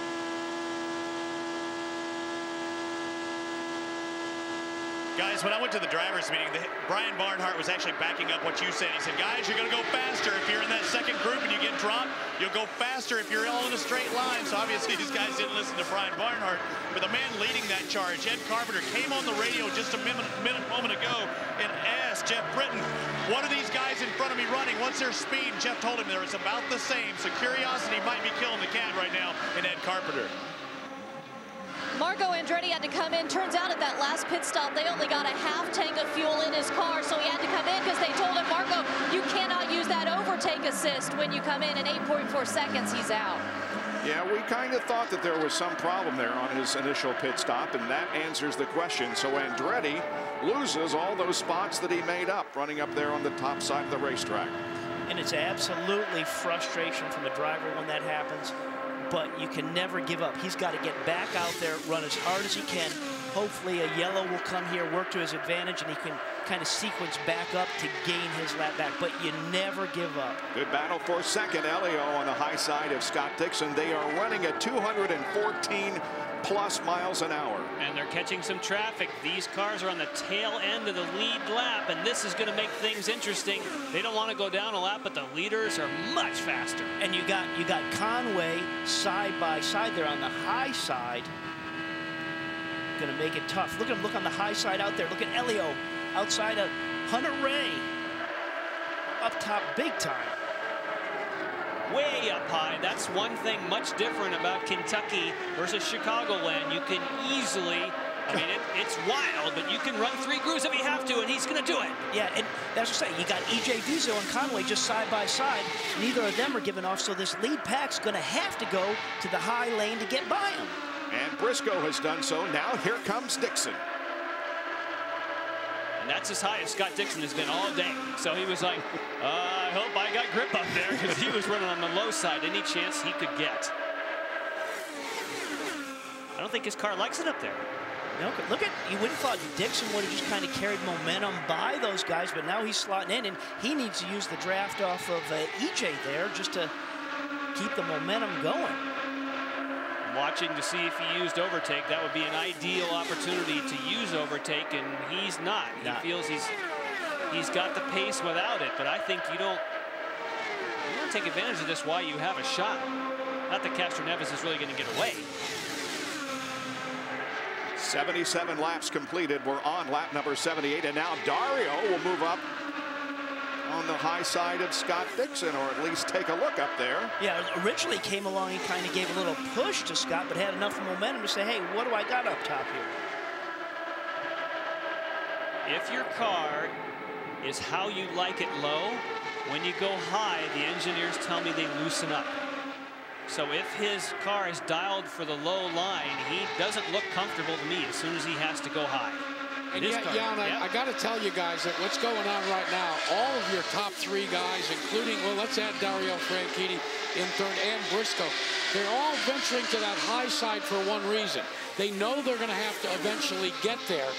And even though they don't feel like their cars are stable there, their spotters have told them and their tacticians have told them, got to go up there and take a look at it. That's exactly what they're doing now in this race traffic, getting a feel. Yeah. And they need to get that feel, just like you said, Jack. They're going to come along other groups of cars where they're going side by side, and they got to figure out what kind of car and what balance they have on that high side.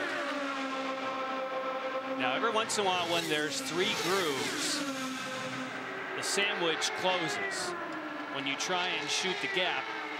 And that's what happened to Tony Kanaan not too long ago. He tried to slice his way between 2 cars.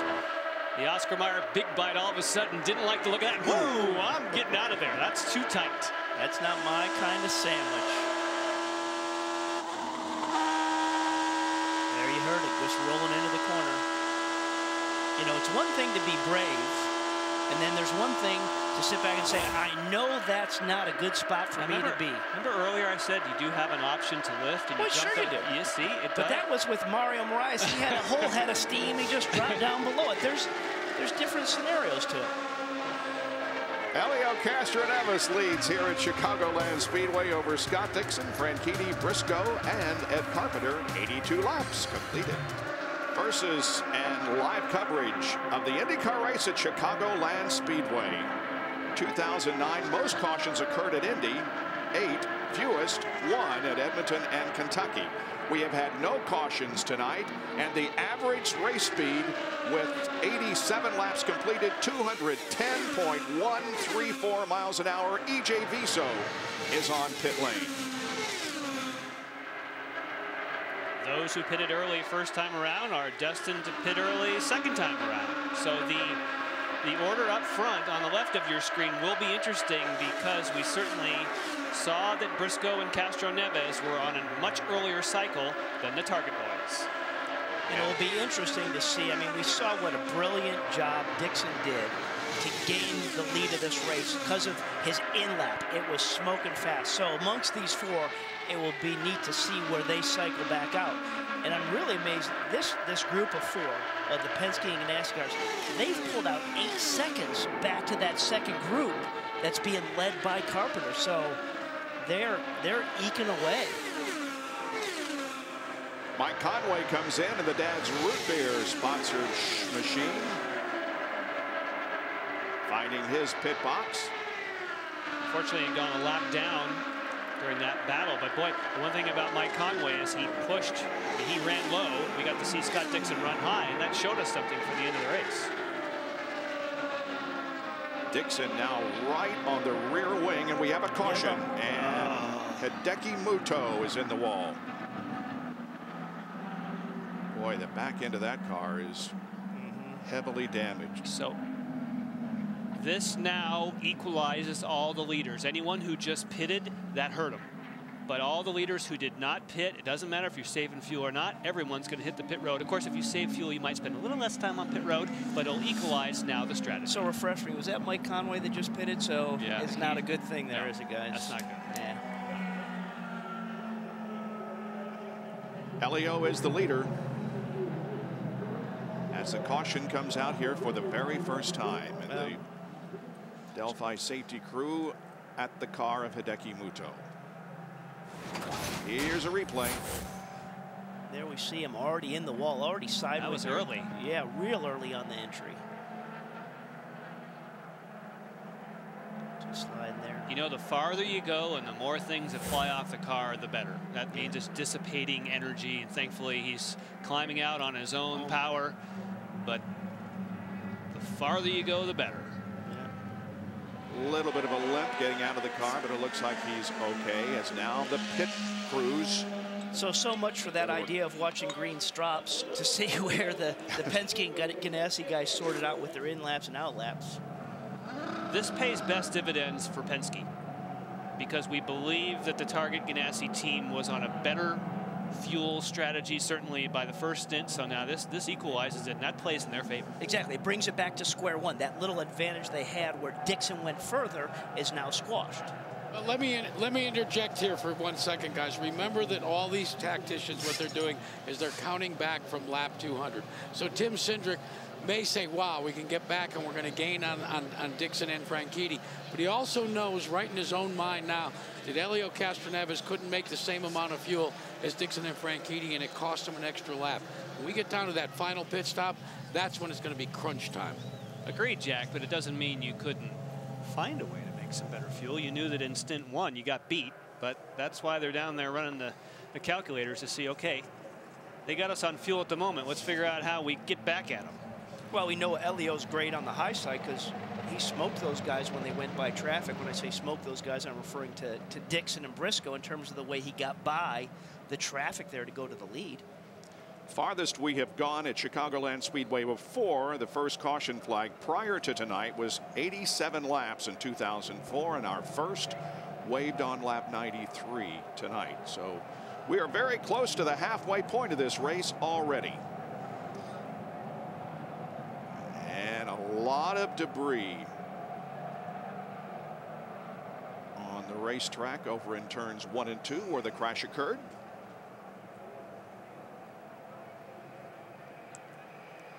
This is a good opportunity. We saw that Marco came in a little bit ago to get fuel because they didn't get enough fuel in.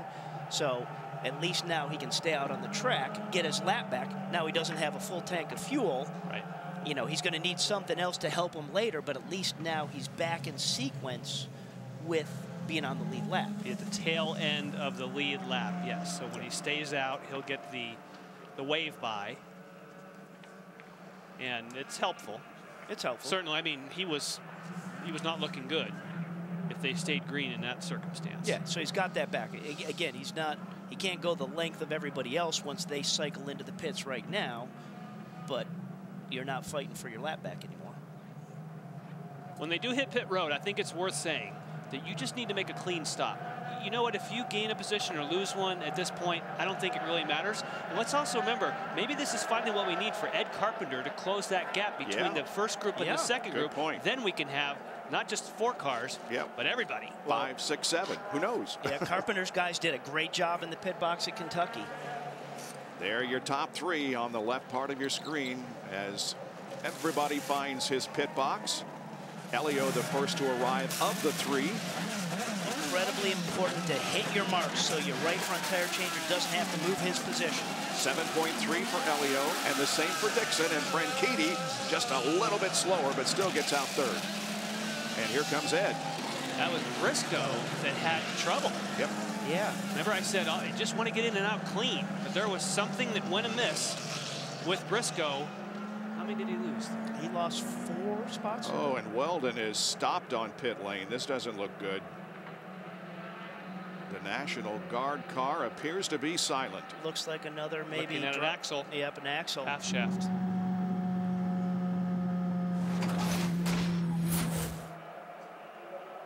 And with Briscoe, the fueler did not look very happy when we were watching him in this pit stop, so that could have been the problem there. When Briscoe came in, he did ask for a half turn of the front wing. He has not been saying much this race, but Roger Penske has. You see him pull out there right now. Roger has told him, keep your head in this rain. You've got plenty of time, and be careful when you are driving that low line out there. Too far away. Yeah, did you see how tight the fuel hose was on that? And did you see the orange mark where his left rear was supposed to be? He was a good 1.5 feet away from there. Yep. That was the problem. Weldon out of the car.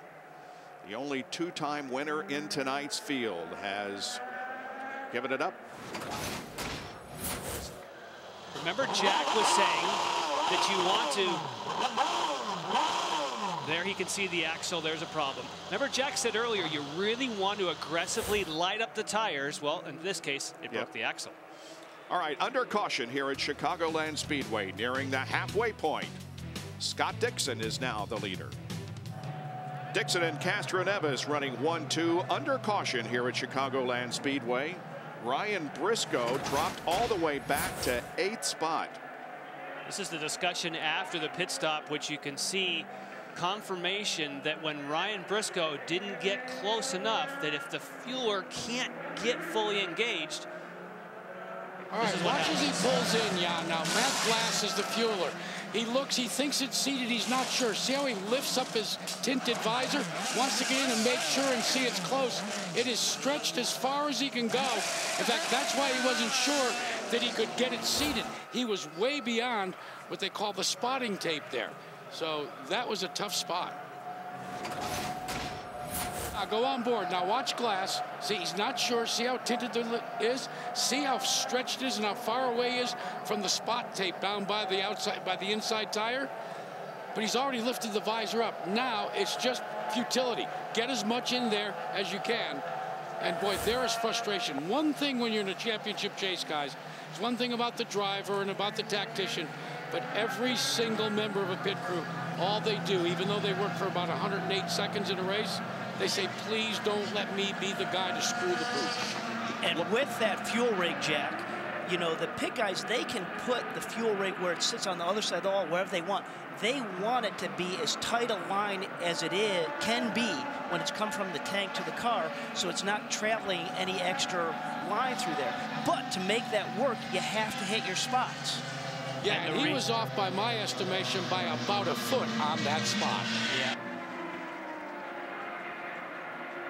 All right, Scott Dixon warms up the tires, getting set for the restart. Dixon has led 14 laps of 99. This is the 10th race that he has led this year. He's led 7 of 8 ovals. The only oval he has failed to lead at was Texas. There's Elio Castro Neves running in 2nd position for Team Penske. 3rd is Dario Franchitti running the yellow colors for LifeLock this weekend. Back in 4th position is Ed Carpenter, who finally has closed the gap. Yep. Driving for Vision Racing. Behind him is Thomas Scheckter, who has moved up 9 positions since the start of the race. Mario Moraes is having a good run. He's 6th for KB Racing Technology. And there is Rafa Matos. Rafa Matos, another one of those guys that is in the Rookie of the Year contention. He needs to show his stuff here on the 1.5-mile speedway. And the green flag comes out, and we are back to racing at Chicagoland. And the next car in line was Ryan Briscoe, so he's got a lot of ground to make up. And Robbie, you are correct. You want to keep that fuel hose as short as possible. The longer the fuel hose is, there's more friction. It flows faster if you don't. And that bit him this time, but because of where he stopped. Well, you'd just like to see guys like Scheckter and Moraes have a good run here tonight. They are wheel to wheel at the moment. Wow. Yeah. They did that on cue for you, Bob. Yeah, thanks, guys. And Carpenter now just coming in the frame. Carpenter is able to stay with Franchitti. But look up front. We have a battle as Elio tries to grab the lead from Scott. And that's what you want to do to help your teammate. He knows that Briscoe's trying to play catch-up. He's like, I got to get ahead of Dixon to slow him down. Yeah, no, but that's even though the fact they're running side by side, it's going to slow that pack down for Briscoe to come along, but it's also going to let Carpenter and the rest of those guys get up there as well. Castro Neves might need some help, and I guarantee you that Dario Franchitti's not going to help him. Dario Franchitti's going to stay low and help Dixon, so someone may have to go high to help Castro Neves. They're coming.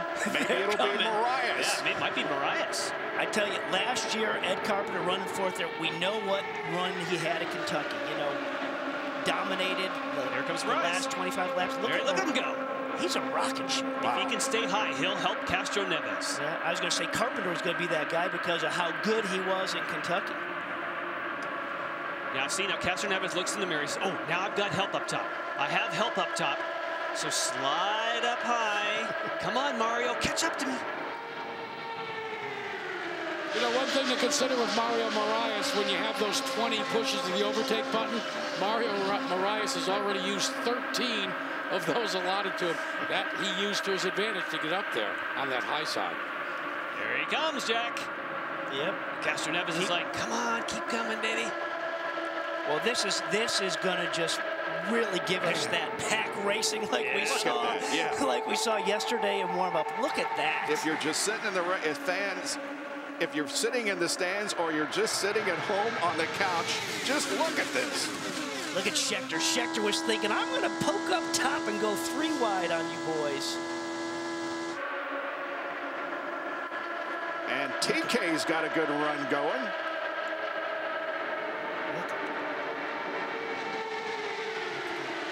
Well, Dan Weldon has come down to the Firestone stand to take a look at some of this exciting racing. I know you'd like the National Guard car to be in the midst of all that, but talk for a moment about the half-shaft braking. Is part of it maybe because these guys are trying to light the tires up to get some heat in them? You know, it's just one of those things. It's unfortunate. You have to do that on a night like tonight, but I didn't actually light them up too much. It was just weird. It kind of went before we'd even really left. So that's unfortunate for the National Guard Panther Racing team, but we'll have to, you know, work hard and bounce back from this. Dan, you've had a chance to watch some of this side-by-side racing. All right, who do you like? Oh, we've got a car up against the wall, fellas. Marco. It's Marco, just scraped the wall, not a big hit at all. In fact, he's keeping the car going, but the second caution of the evening does come out. So that's why you got all those guys in the pack. They can take their breath now. You know, you can catch your breath. I just did. I just did a bunch of carrier landings. Yeah, really. Yeah. Well, we knew Marco liked the high side, but not that high. Not that high. Right. He's wiggling it to see if anything's broken, but that was hair-raising. Let's take a look and see if we can determine what happened, aside from the fact that he just gets up a little high. Yeah, I mean, we said he liked the high side. He was already running high. He just got too high to where there was a little bit of marbles and debris. What? Look at the dust. Look at the dust. It was the Newman Haas Lanigan car ahead of him that he was just close enough to where it took some air off, and he got that much higher. And they think the car's okay. Yeah. Woohoo! Send him back out. Hey, we can replace those tires, and off you go, Marco. Okay, so he just brought out his own yellow. Yeah, now. Filled up. Yeah, look at that's a lot. Yeah, that's a lot of rubbing. That was just a gentle hit all the way around. There, we're looking at the tires. You can see where it got the wheels right in the rim there, but not horribly. Obviously, they didn't think it did anything to the suspension. Yep. Wow. I'm sure he'll jerk the wheel back and forth right now just to make sure, that on the way in, you know, nothing feels way goofy or doesn't snap anything. Last year here was his best finish at Chicagoland. So we take a bit of a breather here. Scheckter has moved into 3rd spot. It's been 15 laps since they pitted, but when it's yellow, they pit again. Yep. I mean, it's one of these deals where it is such an advantage to pit under yellow because you lose a lap every time you pit under green. You just got to do it. Absolute 180 from the strategy and thought process of road course or street course racing. Quick look there at Tony George on the headset. This season, college football is on Versus. Saturday, September 12th, 3:30. Wyoming Cowboys host the #2 Texas Longhorns. And then Saturday the 19th at 7 o'clock Eastern, the Florida State Seminoles head to Provo to take on the BYU Cougars. College football is on Versus, and the weather here at Chicagoland Speedway tonight feels like football weather. Very, very cool and windy. But some great action on the racetrack as Ryan Hunter-Ray pulls away from his pit box and goes back into the race. He came into pit road. He thought the pits were open and they waved him by, so he wasn't able to get into pit road and make his changes. Oops. My bad. I'll go on. Well, the points continue to shuffle, and now Scott Dixon, as they run, is in the points lead with a 5-point margin over Briscoe and a 6-point advantage over Dario Franchitti. This championship is going to go right to Homestead Miami Speedway, as it should.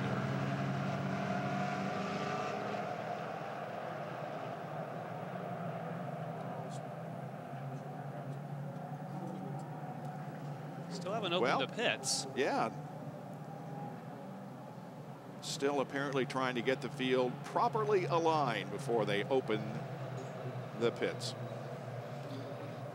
So you don't think we're going to see any split strategy maybe amongst some of the team cars up front? I mean, we know it's a big deal to come in under yellow on a super speedway, because anytime you do under green, you're going to lose a lap. I just think the leaders will pit. There'll be, you know, there could be someone mid-pack that tries something different, but general rule of thumb, if it's a caution, take it. Yeah. You know what's funny though, listening to some of the front runners, Tim Cindric just told Helio Castroneves to pit, and Helio sounded surprised. He says, "You sure you want to pit? You sure you want to pit?" And Tim Cindric very calmly said, "All right, how about if we do it this way? Just follow Dixon." Oh, okay. Monkey see, monkey do. Well, he's pretty confident Scott's going to pit then. But that's a good strategy. And it's pretty common. Yeah, he actually didn't follow him. He almost tried to get in before. Schechter's going to stay out. See, that's And funny so's that you TK. mentioned that, Robbie, because that's your team. That's your team. I know. Well, no, and I see Franchitti and Briscoe coming in too. I thought some of those guys may have just sliced it up a little differently. All right, let's see how things go on pit road this time. I know Ryan Briscoe will be looking for redemption. You bet he'll be close to the wall this time. Yeah, he's right in there. And everybody's taking tires. Marias out. Franchitti. +2 for Marias, +2 for Franchitti. Yeah, Matos picking up 2 points. Now, 2 positions, I should say. Did Marias take on tires? As we were focusing on the lead group there, I just saw Briscoe, Franchitti. They definitely all took tires. Okay, so we anticipate a green flag in just a few laps here at Chicagoland. Welcome back to Chicagoland Speedway. On board with Ryan Briscoe here as he comes in, and this time make sure he gets close enough. And he still has a bit of a tough time. He has a slight angle, and there's a little bit of a second hit to try and get the fuel. You can see the car streaming by. Part of that is he has the best pit position on pit road, but that's because it works best when you're leading. When you have to come in around other cars, that's actually a tough spot to be. Here we go.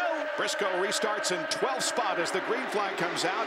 The 2 who did not pit are up front, namely Thomas Schechter and Tony Kanaan. And Franchitti timed that brilliantly as they passed the start-finish line. He's up through the gears, went by Marias. Remember, when the green flag falls for a restart, you can pass anybody. You don't have to get back to that start-finish line. Look at Rafa Matos. He's right in the middle of things here for Lusso Dragon Racing. Sure enough. You look behind Schechter, and there's only a couple cars back, and then you see Marias. And of course, Marias pitted. Schechter did not. That's why I think. Yeah, that's why I think you pit, because look, it didn't gain Kanaan nor Schechter much at all, because the guys who did pit are right behind him. And they've got fresh tires, and they're full of fuel. Exactly. This is Ed Carpenter. And look at Franchitti, that other yellow car up there on the right on the high side. He's got big momentum working. Momentum. I'm going to get that out later. That's okay. It's going to show itself. Didn't mean to steal your thunder there. No, that's a good setup. But in the last 30 laps, we're going to see that. Look at that car. You don't know. Come on, man. Whew. Ed's driving with some confidence there, boy, isn't he? Yep. Again, Matos up there on the high side, though, trying to make it 3 wide. Do you see him wiggle?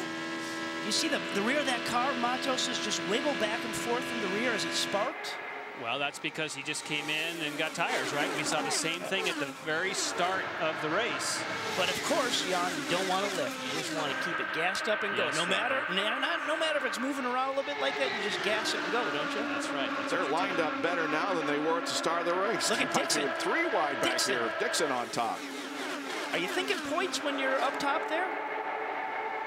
I would think you were thinking points all the time now if you're in the championship battle.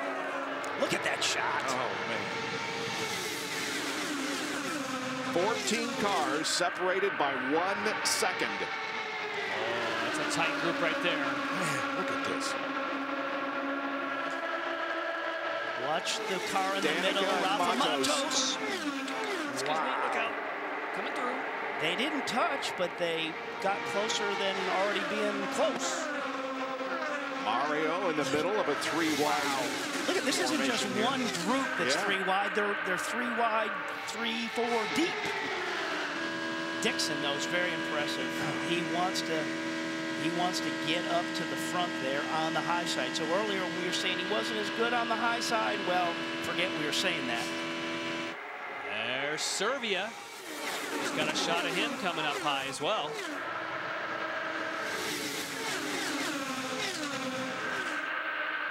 Look at that pack.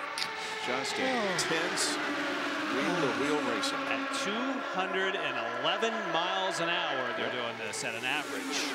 Oh, you just, the intensity in your arms, your forearms is just, you're watching everything going on around you, and you're just waiting for a yellow to catch your breath. Great action. You can see it on IndyCar nonstop on Versus. Tony Kanaan leads at Chicagoland. When we went away, Tony Kanaan was leading the race. He is currently in 4th spot. All kinds of activity on the racetrack. 2009 saw 20 lead changes at Kentucky, the most at any racetrack.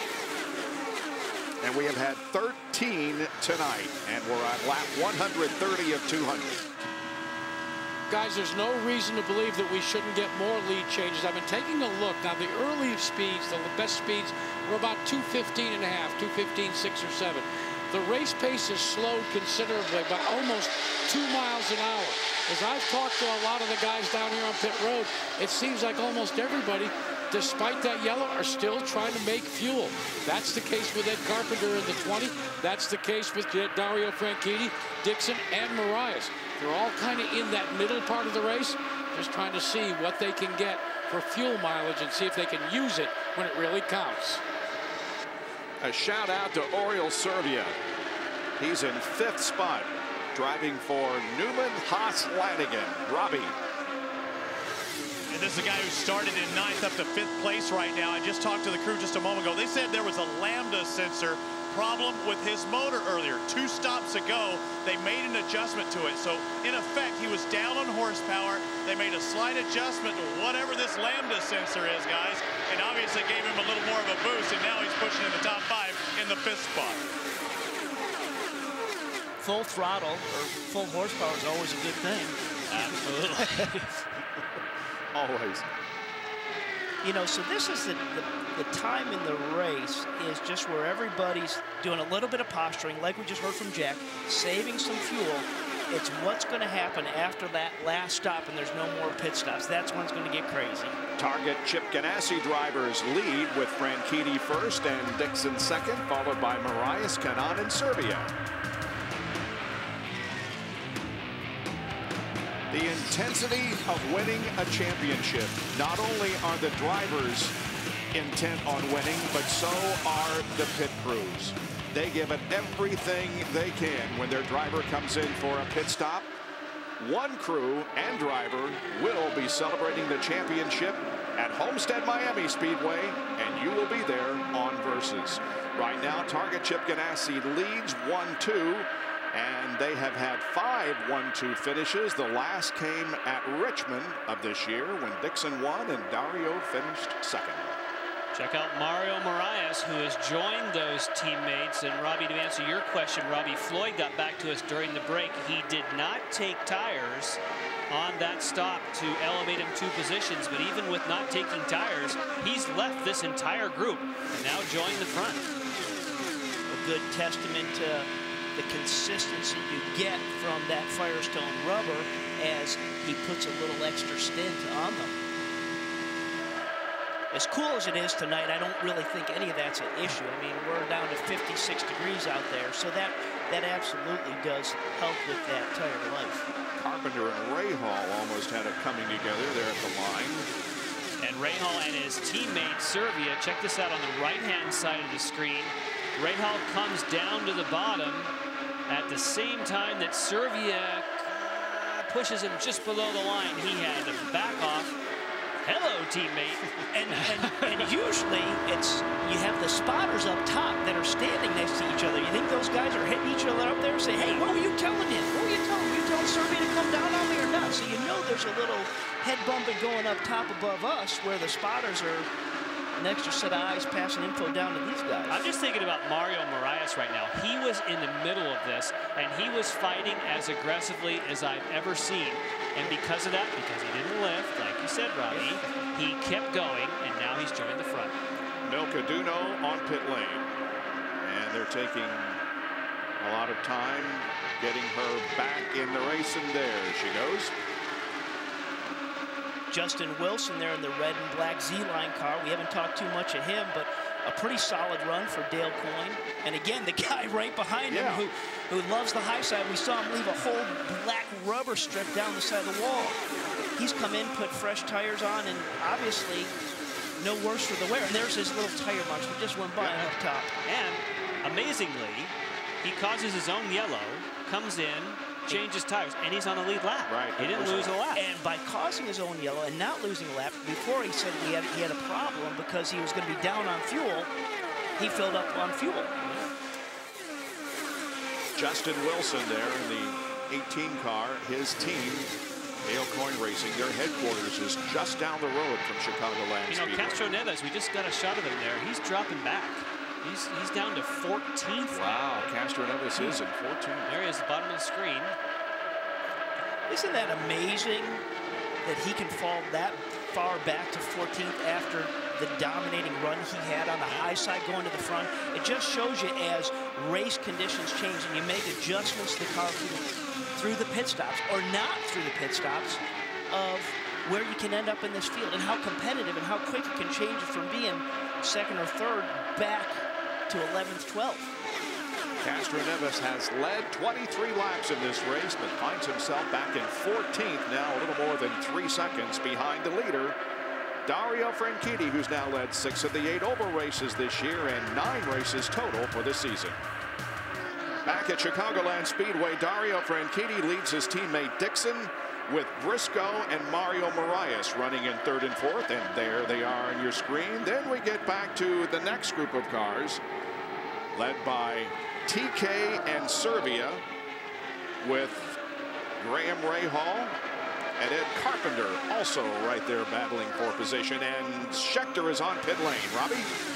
Well, Thomas Scheckter last came in at lap 95, and he's now going on a new set of Firestone Black, so full set of fuel. He should be able to go the distance.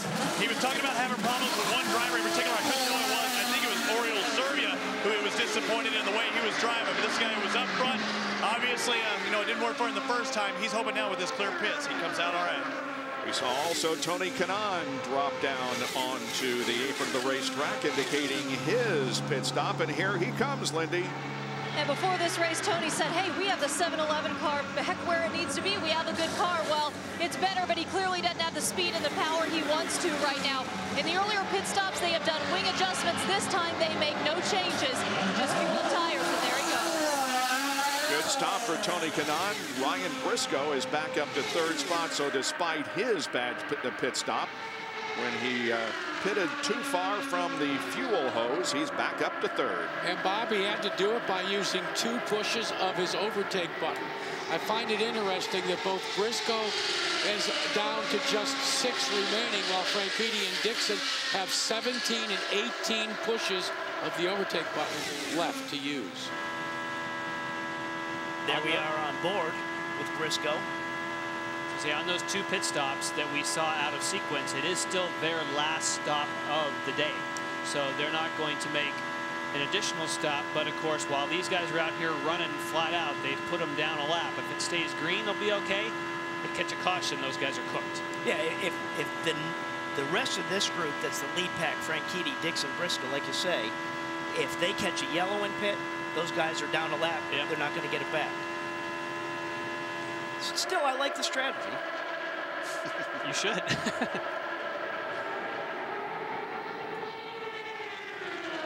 Do you like full throttle or just 95% throttle?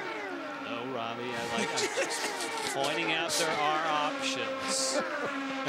Oh, you two. Maybe Bob should be in between us. Oh, here comes Dario. That gives the lead to Briscoe. So there's one guy that's not waiting for a yellow, so those guys... Wow, he did 44. He was burning a lot of fuel up front. Ryan, of course, trying to earn the 2 points for leading the most laps. He's led 65 and is in the lead spot again. Here's Lindy with the pit stop of Dario. And what should be Dario's final stop. The last set of pit stops, his teammate Dixon got fuel and tires. Dario got fuel only, and he gets all this as the leaders pass by him out there on the track. He is done, and he is trouble with the air hose, and he's out now. Wow, That's a mistake that you don't see very often. But a great heads up. Great heads Yeah. up by the right front tire changer to get his arm under there and push that gun out of there. And great heads up, he didn't take off. Yeah. Because you know, you get the timing in your head, okay, everything's ready to go, and they held him. Well, this is where this game's going to get really exciting. We've kind of gone through all our pit stops. Everybody's coming in for their last one. How they... Oh, look at the teammates. Wow. Yeah, remember the spotters are upstairs next to each other, too. Justin Wilson comes into the Z-Line Designs car. Again, all this is fine. Anyone who's pitting now, including Franchitti, we see that would be Briscoe peeling off, yes. As we see these people peeling off, this is all fine as long as there's not a caution. If there's a caution, anyone who stays out is going to be ahead of the whole game. Lindy. Ryan Briscoe's crew are ready to work as fast as they can when he pulls in here. He has been complaining to Roger Penske this stint of a lot of understeer, and so they are going to make some wing adjustments while he's in here. Looks like Scott Dixon is always also going to be pulling in the pits this stop, and Ryan Briscoe finishing up that fuel, and he is out right now.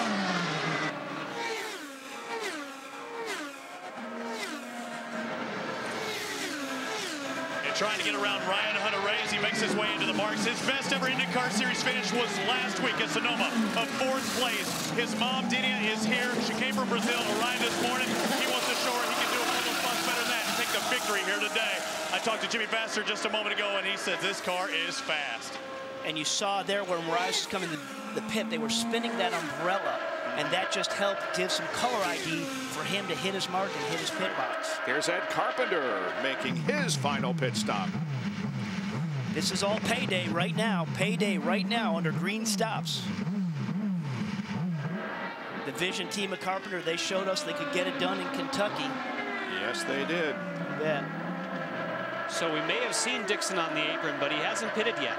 All right, fellas, I'm going to tell you what I think. I think Dixon comes in as Danica Patrick pulls out of pit road. I think Dixon tries to squeeze this 2 more laps. Why? Because then he won't have to fill a full tank of fuel. Remember, you get 3 gallons a second. We'll have to watch it as Danica's crew goes to work. See how they put the 7 on the outside tire so she can see it when she pulls out of pit road. Graham Rahal has completed his service. Here's Dixon now on pit lane.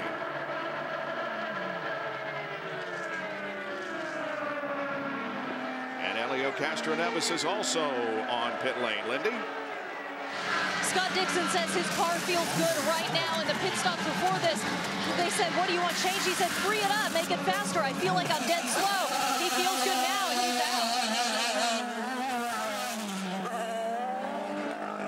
Got to bust it out when you get out on pit road. He's got a big gap on Graham Rahal, who would be the next in line. There is Castroneves coming out of pit road. Remember, cold tires, not up to temperature pressure.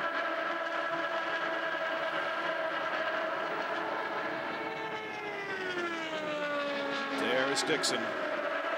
And Briscoe now slots into second. Rahal, as they, depends on where you've pitted. As they cycle through, Rahal drops to 6th. Almost a 2-second lead, however, between first and second now. Ryan Briscoe trying to catch up.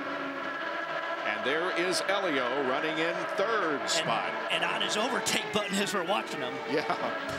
So Dixon leads. We'll be back with more on Versus. Back at Chicagoland Speedway in the Peak Antifreeze and Motor Oil Indy 300 at Chicagoland Speedway. Dario Franchitti and Elio Castroneves battle for the 3rd position. Here's what happened to Dario, his last pit stop. Well, when you're the outside front, Kevin O'Donnell, when he's done with the air jack, you usually throw it around the front of the car. He lays it down, because there was a wheel nut. Instead of the traditional where you normally throw it around the front of the car, he had to take his hand off the wheel gun to go for a wheel nut. Jack? And take a look at this series of pit stops with Scott Dixon and also with Elio Castroneves. Forget Dixon for a moment. Watch Rick Reineman on the back end on the outside. When they complete the stop, Dixon is able to pull straight ahead. But see, Reineman is trying to get Castroneves to crank the wheel because he thinks he's going to have to pull a hard right to get out. that cost him about 0.2 of a second. And Jack, did you see Ricky Davis on the front, the way he heaved that? That was a great angle to show. When you throw those air guns, man, he was sure that was clear. Yeah, look out on the other side of the wall when that thing's coming. 25 laps to go, and Ryan Briscoe has clinched the 2 bonus points for leading the most laps tonight. If Dixon leads the rest of the race, he will lead 2 laps less than Briscoe. Robbie. The number 5 Azul Tequila car, Jimmy Vasser, your driver showing so much patience out there that we haven't seen from him before. Did that Kentucky race that you got taken out in the pits, you think that might have helped him in the long run to show that he could run up front with everybody? Well, I think he's been maturing all along. You know, we're having a little bit of a heating problem with the Azul car right now. I think it's got packed up with a lot of debris and sand. For some reason, we're a little bit slower on this last stint, but he's been doing a great job. And right now, it looks like Graham and Marco are catching up to us here a bit. We're going to have our hands full for the end of the run here. And you didn't even have to. You were telling him to go to fuel position 1 full rich, and he was saying, I'm doing everything I could in 2 earlier. That car was running that well earlier on. Well, he was in the draft there with the lead pack. It makes it a lot easier, but it's a little bit of a different story now. So here we are. We got our hands full right here. So the Azul car looks good, though. Thanks a lot, Jimmy. Wow, all those guys are. Viso isn't running for position, but everybody else in that pack is. Marias with only 3 overtakes. When we look at Marco Andretti, he has had all kinds of problems tonight, but up on the top side of the racetrack, he has made his mark. We sure know where to look for Marco when anytime we see him on the track. 3 wide. Oh, look how tight that is down low.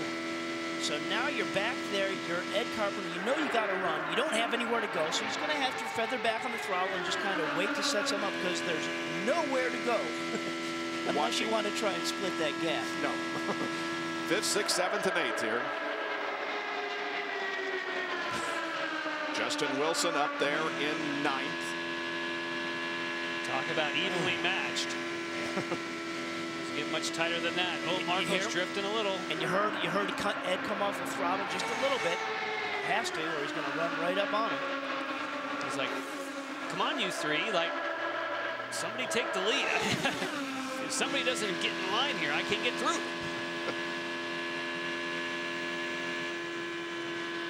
Wow. Had to ease out. Look at the movement of the cars. Again, remember, we're 215-mile-an-hour laps. 209, actually, that last lap. Was it? Okay. But that's fast enough. Well, so what's that top speed is 215, 260. Like you say, fast enough. It just kind of lulls you into security there, thinking they're not going that fast, but you throw that on top of it. That's bringing E.J. Viso and Justin Wilson into the game here when they're running 3 wide. Viso is 18th, 2 laps down. Staying right up with this pack of cars. Man, these guys are just 3 wide. Who's going to sort out of this thing? Ooh, look at Marias moving up there with grip. Robbie, you talk about the speed, and that was 210 in that group, but the leaders are doing 214 and 213, showing that if you run 3 wide, you're just losing. I mean, they're forgetting about the leaders. They're saying, forget it, we're duking out amongst ourselves. Oh, Castro knows in the wall. Been in the 3rd position at the time. With 16 laps to go, the car is going to come to a stop in front of the paying customers here. And he'll try to get to the inside of the racetrack to the apron. I'd say he's okay. The way he was driving that car down there, guys, you see him working his hands. I'd say he's okay. Tim Cendrick looks on.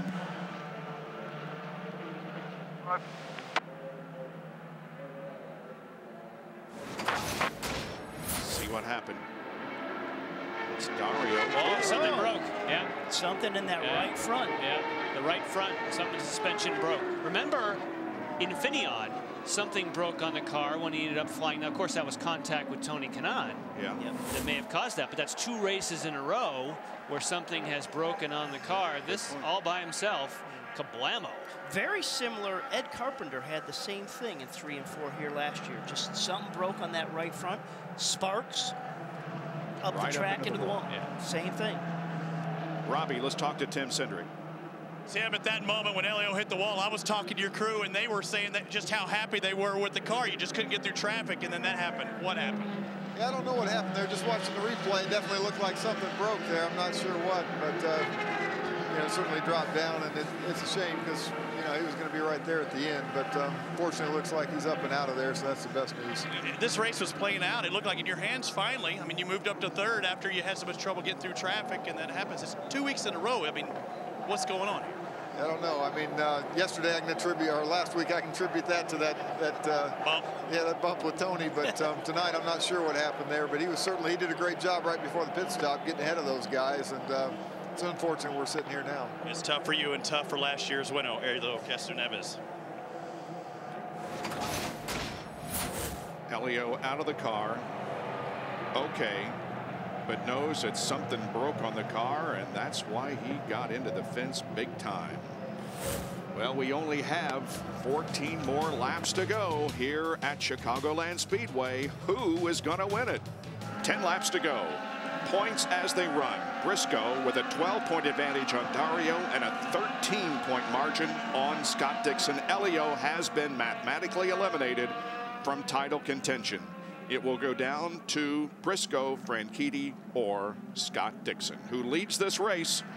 And we have 9 laps of hold your breath, all out, no holds barred racing.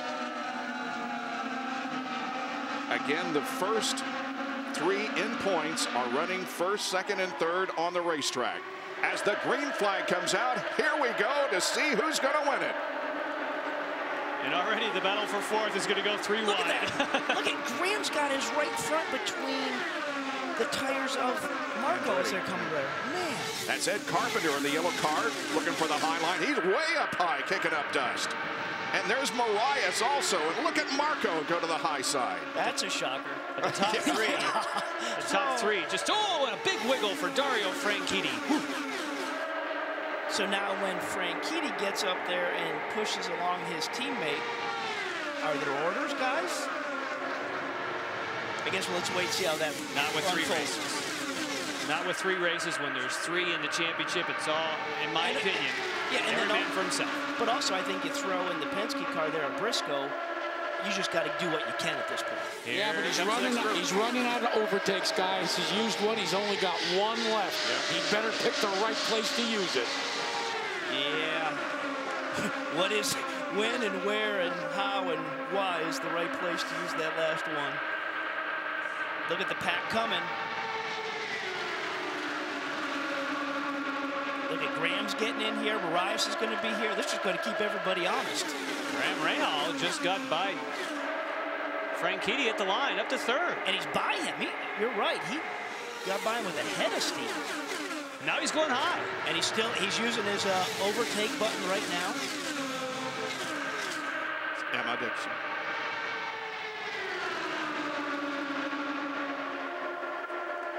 Look at Marias with the run up top there at the backside of Graham.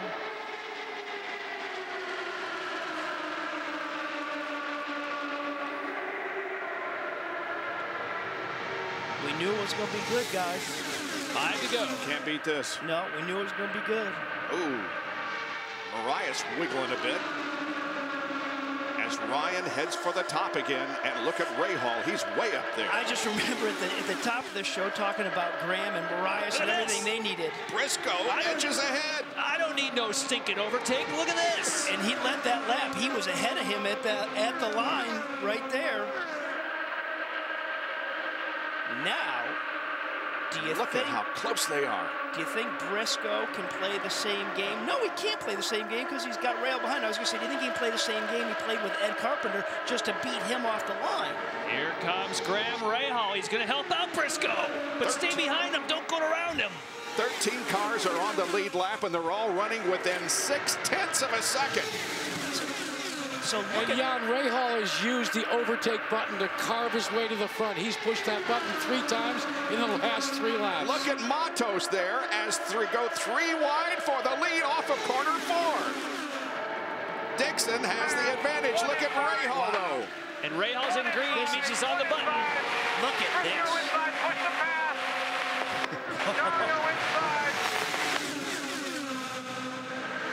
They'll come down for the white flag this time. Look at Matos up on top in the 2 car. And Briscoe's using the last push. It's out. It's over. Done. They come down for the white flag. One more tour of the 1.5 miles at Chicagoland Speedway, and Briscoe leads by a foot or so. But now what Briscoe wants to do, he wants to maintain that position on the high side and hopefully get a run off of 4. And he's getting help from Marias. Mauro Marias comes back. Jimmy Vasser said the car wasn't as fast, but now it's fast. He's helping him. And he's got momentum. Not enough to get up on that high Meanwhile, side. they're 4 wide behind. Here comes the win, and who is it going to be? At that, Briscoe! Briscoe has the advantage, and he gets the win. Oh, man. Briscoe, back from the frightening accident in 2005, but he's put all that behind him now as he records the victory. And the pilot has made the landing on the aircraft carrier, and now you can relax a little bit and take a breath. Ryan Briscoe wins for the 5th time in his career and the 3rd time this season, winning also at St. Pete and Kentucky. And we saw exactly that same thing, how he sized up Ed Carpenter working the high side, and obviously he used that overtake push at the perfect time right before they came to the white flag. This is again going to go down in the record book as one of the closest finishes in IndyCar Series history. It is the fourth closest finish in IndyCar history, 8 thousandths of a second. Lindy.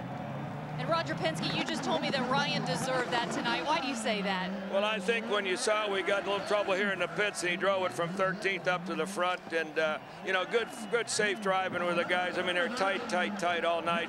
Dixon's a great guy to race with. Rahal had a hell of a run there. Hey, man. Congratulations from Chip Ganassi here. Roger, about it tonight, huh? How did you decide when to use the push the pass? Because he only had 2 left and Dario had 15. Well, we had to use it to get up through the field, and then certainly at the end there, he had one there at the end. We waited for the end. Roger, go celebrate. Yeah, thank you. Just an unbelievable night of racing here at Chicagoland Speedway as Ryan Briscoe wins at Chicagoland. Chicagoland does not disappoint once again. Izod salutes a winning performance. With Izod Victory Lane, here's Robbie with Ryan Briscoe. And Ryan Briscoe takes his 3rd victory of the season. And is the happiest I think I've ever seen Ryan Briscoe. Whether he wins 2nd or 3rd, that is a proud moment.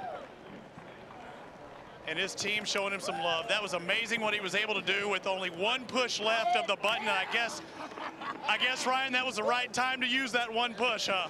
I guess so. Man, Roger. You're in it tonight, man. Oh, my God, what a run. That's the best I've ever seen you run. Terrific run. Pretty big words from the man there. Oh, it's huge. This is a big win. I didn't think I'd have enough for Scott, but once I got beside him, you know, the side draft just pulled me right there. And I just waited till that last lap to try to use the push, and it seemed to work. I don't know if he was out, but what a day. We're up and down. I made a mistake. Dude, thank you. Thank you. Made a mistake in the first pit stop, and they couldn't get the fuel in, but this is the last lap. Reminds me of Kentucky a little bit, eh?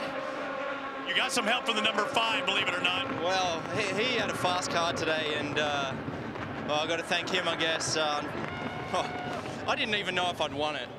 I was screaming, and then I was like, hey guys, did we actually get this? So that's just awesome. Very happy. And in points also, you really took advantage of the situation. I believe 25 points now up and 33 points on the 2 target cars. That's their biggest objective headed to Japan. Yeah, absolutely. You know, as I said, I think to win the championship, we're going to have to win races, and I was doing all I could to try to get Scott tonight because I don't want him getting wins. You know, he's had enough this year. So hopefully we can stop those guys for the next two. You started the season with a victory. Right now, this looks like your biggest victory of your career. Ryan Briscoe takes Chicagoland, Jack. And the guy that he beat by just a scant few inches got to watch that finish from outside. Scotty, you said before we got here that you kind of expected this outcome a little bit. Yeah, I've seen this movie several times before, unfortunately, and Chicago, you know, just keep finishing second. So, you know, the whole night, I think, you know, we drove a great race. The guys in the team did a fantastic job. Pit stops were flawless, you know, launching me up there a few times, but we just didn't have the speed. You know, our mile-and-a-half dominance that we seemed to have last year on the target team has really been affected, and we really need to play catch-up to Penske. They're clearly a lot faster than us, and that's all I had. That's all I had left, and he timed it right, and definitely great job to Ryan and the team. You know, we left a lot of overtakes, though, on the table. I mean, Briscoe used his final one on the last lap. You had, at last count, I think you had about 7 left in the car. What? I think I pushed overtake every lap from when we had the restart. Right, so you know, you have the 12-second delay there, or 10-second delay. So you got to wait each time you see it turn off, and you see them coming. What's that feel like? Hey, you know, you want the lights. recycling. I know, you just want the lights to go away so you can push it again. And you know, I think we timed it great. We started it just down the back straight, and it ran out probably just after start finish. But clearly we didn't have enough speed. And credit to Team Penske. But you know, got to thank the Target guys. They did a fantastic job tonight. Bob? Scott Dixon finishes second by 8 thousandths of a second. And now Chicagoland has 3 of the top 4 closest finishes in series history and 4 of the top 6 closest finishes. Great run here tonight as Ryan Briscoe celebrates the victory.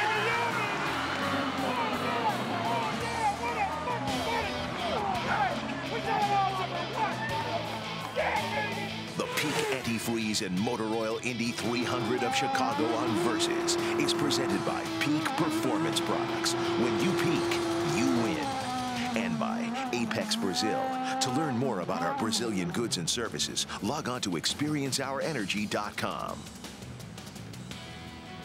And congratulations to Thomas Scheckter, who is the Firestone pit performer of the race, spending a total of 1 minute 30.5 seconds on pit lane. Tony Kanaan second and Dixon third. And congratulations to Mario Moraes, who turned in his best career finish tonight of third. Lindy? And for Mario, it just keeps getting better and better. 4th last week and 3rd this time. Talk about how your pit stops really played into your race today. Well, you know, the guys did a great job. All the pit stops were really quick. And, well, the team has been working really hard this season long. And I'm pleased that happened here. You know, my mom is here. She came from Brazil. She arrived this morning, so it's great. And I know you're driving for your dad the rest of this season. Talk about, I understand you had a little problem with your visor and then a problem with the radiator. What happened? Yeah, well, I don't know. The car got a little bit hot, so I lose some power. And with the tear-offs, I don't know why they come just all off one time and start to get dirty. And one time I was not watching and look anymore, so it's pretty tough. But it all worked out. Mario, congratulations. Thank you. Robbie? Dario Franchitti just told me it's not over with yet. You might have that 25-point deficit, but you know, Jack Arute talked about how you had 15 pushes at one time.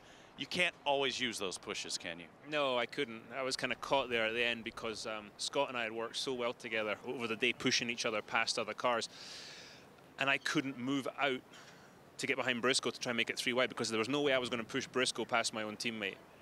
That just wasn't going to happen. So I couldn't use those pushes because all I would have done was driven at the back of Scott. So that was kind of frustrating. Also, the right front tire changer also had a good thinking, but trying to get that gun cleared away. But that seemed like it was what cost you. Here's it for your first time to see.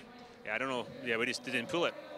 They didn't pull the gun, and that's what costs championships right there. You know, it's a real shame. We were in the lead there. The Target guys have been flawless up to that point tonight, and the Target cars have been pretty good. Maybe not fast enough to win, but Scott and I worked well together, but it just wasn't to be. Now, there's 2 races still left. This is far from over. You made up a lot of ground at Sonoma, but it is getting down to the nitty-gritty. You need something to happen quick. How can you keep the hopes up? Well, it's either going to happen in Japan or Homestead, or it's not, and we can do it at both those tracks, and we're going to be pushing really, really hard to make it happen. You know, both those tracks are more handling tracks than this one, and I think we'll be in good shape. But we've got to keep pushing, man. We've got to keep going for it, and we're not giving up. Absolutely no way. The Target boys are not giving up, and we've got 2 cars still in it. I think that says it all right there, guys. Yep, Dario finishes in 4th position here tonight. And a salute to the winning team, Team Penske, on the number 6 car for Ryan Briscoe, who wins the 4th closest finish in IndyCar Series history here tonight at Chicagoland Speedway. We'll be back to wrap it up in just a moment. Stay with us on Versus. Here are the unofficial results of the Peak Antifreeze and Motor Oil Indy 300. Briscoe wins. Servia's 2nd straight top 10. Schechter's 2nd top 10 this year. There were 13 cars on the lead lap at the end of the race. And Tony Kanaan in 13th was 0.8 of a second behind the winner of the race. Hideki Muto crashed out, and so did Helio Castroneves. Kanaan was not happy. And watch this, he's going to just slide right down here into the middle. And now that's his teammate right there on his right. Look at the teammate kind of come down, big lift coming out of it. And we saw a big reaction after the checkered flag fell of TK after this. Look at him kind of stomping around. He's looking for Michael Andretti. And we were trying to figure it out. You can just tell by his eyes. Yeah. And remember, he was only 0.8 back in that 11th finishing place. Yeah. We were trying to figure out what it was that set him off. Well, Graham Rahal records a 5th place finish, his 4th top 5 on an oval this year. Robbie? And you were in the middle of some of that mess, Graham Rahal. I personally thought you had it. You were charging the hardest at the end. Did you think you had it? Yeah, I mean, I thought, honestly, when I went up high, I thought, okay, we're going to get it finally, you know, because the car had so much momentum. And honestly, all night, the McDonald's car was great. It was just, you know, trying to get our opportunity, and we got it, pulled out of the draft, went up high, and it just died. So unfortunately, didn't quite have enough speed. But I mean, when you go up that high, the distance that you're taking there is massive, and just fortunately didn't have quite enough speed. The air jack didn't work properly on your first stop, I believe it was. You dropped back quite a ways into the field, and the team pulled together and let you move back up again. Yeah, I mean, the guys worked really hard because I told them, I said, all right, we need a good last stop here because, yeah, I mean, the one stop we had fallen way back because, I mean, we sat with the car on the ground for a couple seconds before we even got it up to take the tires off. So that killed us. But, you know, really, I think it was great what we did tonight. And as I said, the McDonald's car, it was top notch tonight. We need to, I mean, this just shows that, you know, this team, you know, if we get a little bigger budget, we can develop a little bit more. We can beat these guys. We can run with these guys. It's going to take some effort, but you know, for us to be where we are now, you got to be pretty happy. Your teammate Oriol Servia finishes 7th, not too far behind you. Now, as far as the pushes are concerned, Dario said he couldn't use, you know, the pushes when he needed them most. You had 5 left. I'm sure tonight you'll probably go home dreaming, I could have pushed one here, one there, one there. Do you remember those times? You know what, honestly, I won't think that at all. And these guys, I'm sure, will, you know, pick on me a bit for not using them. But as I just told someone else over there, the racing that close, the last thing I'm thinking about is pushing a button on the steering wheel. I mean, honestly, just trying to look forward and make sure I don't hit anybody or anything. That's my biggest concern. So truthfully, you know, pushing a button really didn't sound too appealing at that point. Go grab a Big Mac. I'm gonna try. All right, grab Lindy. Ed Carpenter, would you say the first half was a different race for you than the second half? Yeah, you know, the first half I thought we were going to be pretty good. You know, we got up to the front pretty quick, started saving fuel, and you know, one at Kentucky we were really good in the pits, and tonight we, you know, just couldn't keep pace in the pits. I don't know if it was me and my in and outs or what, you know. So we lost a little time there, and then late in the race got more understeer, and other guys just seemed a little quicker. I think maybe we may have had on a little too much downforce at the end. It's hard to say though. The Menards John Manville car was still really quick.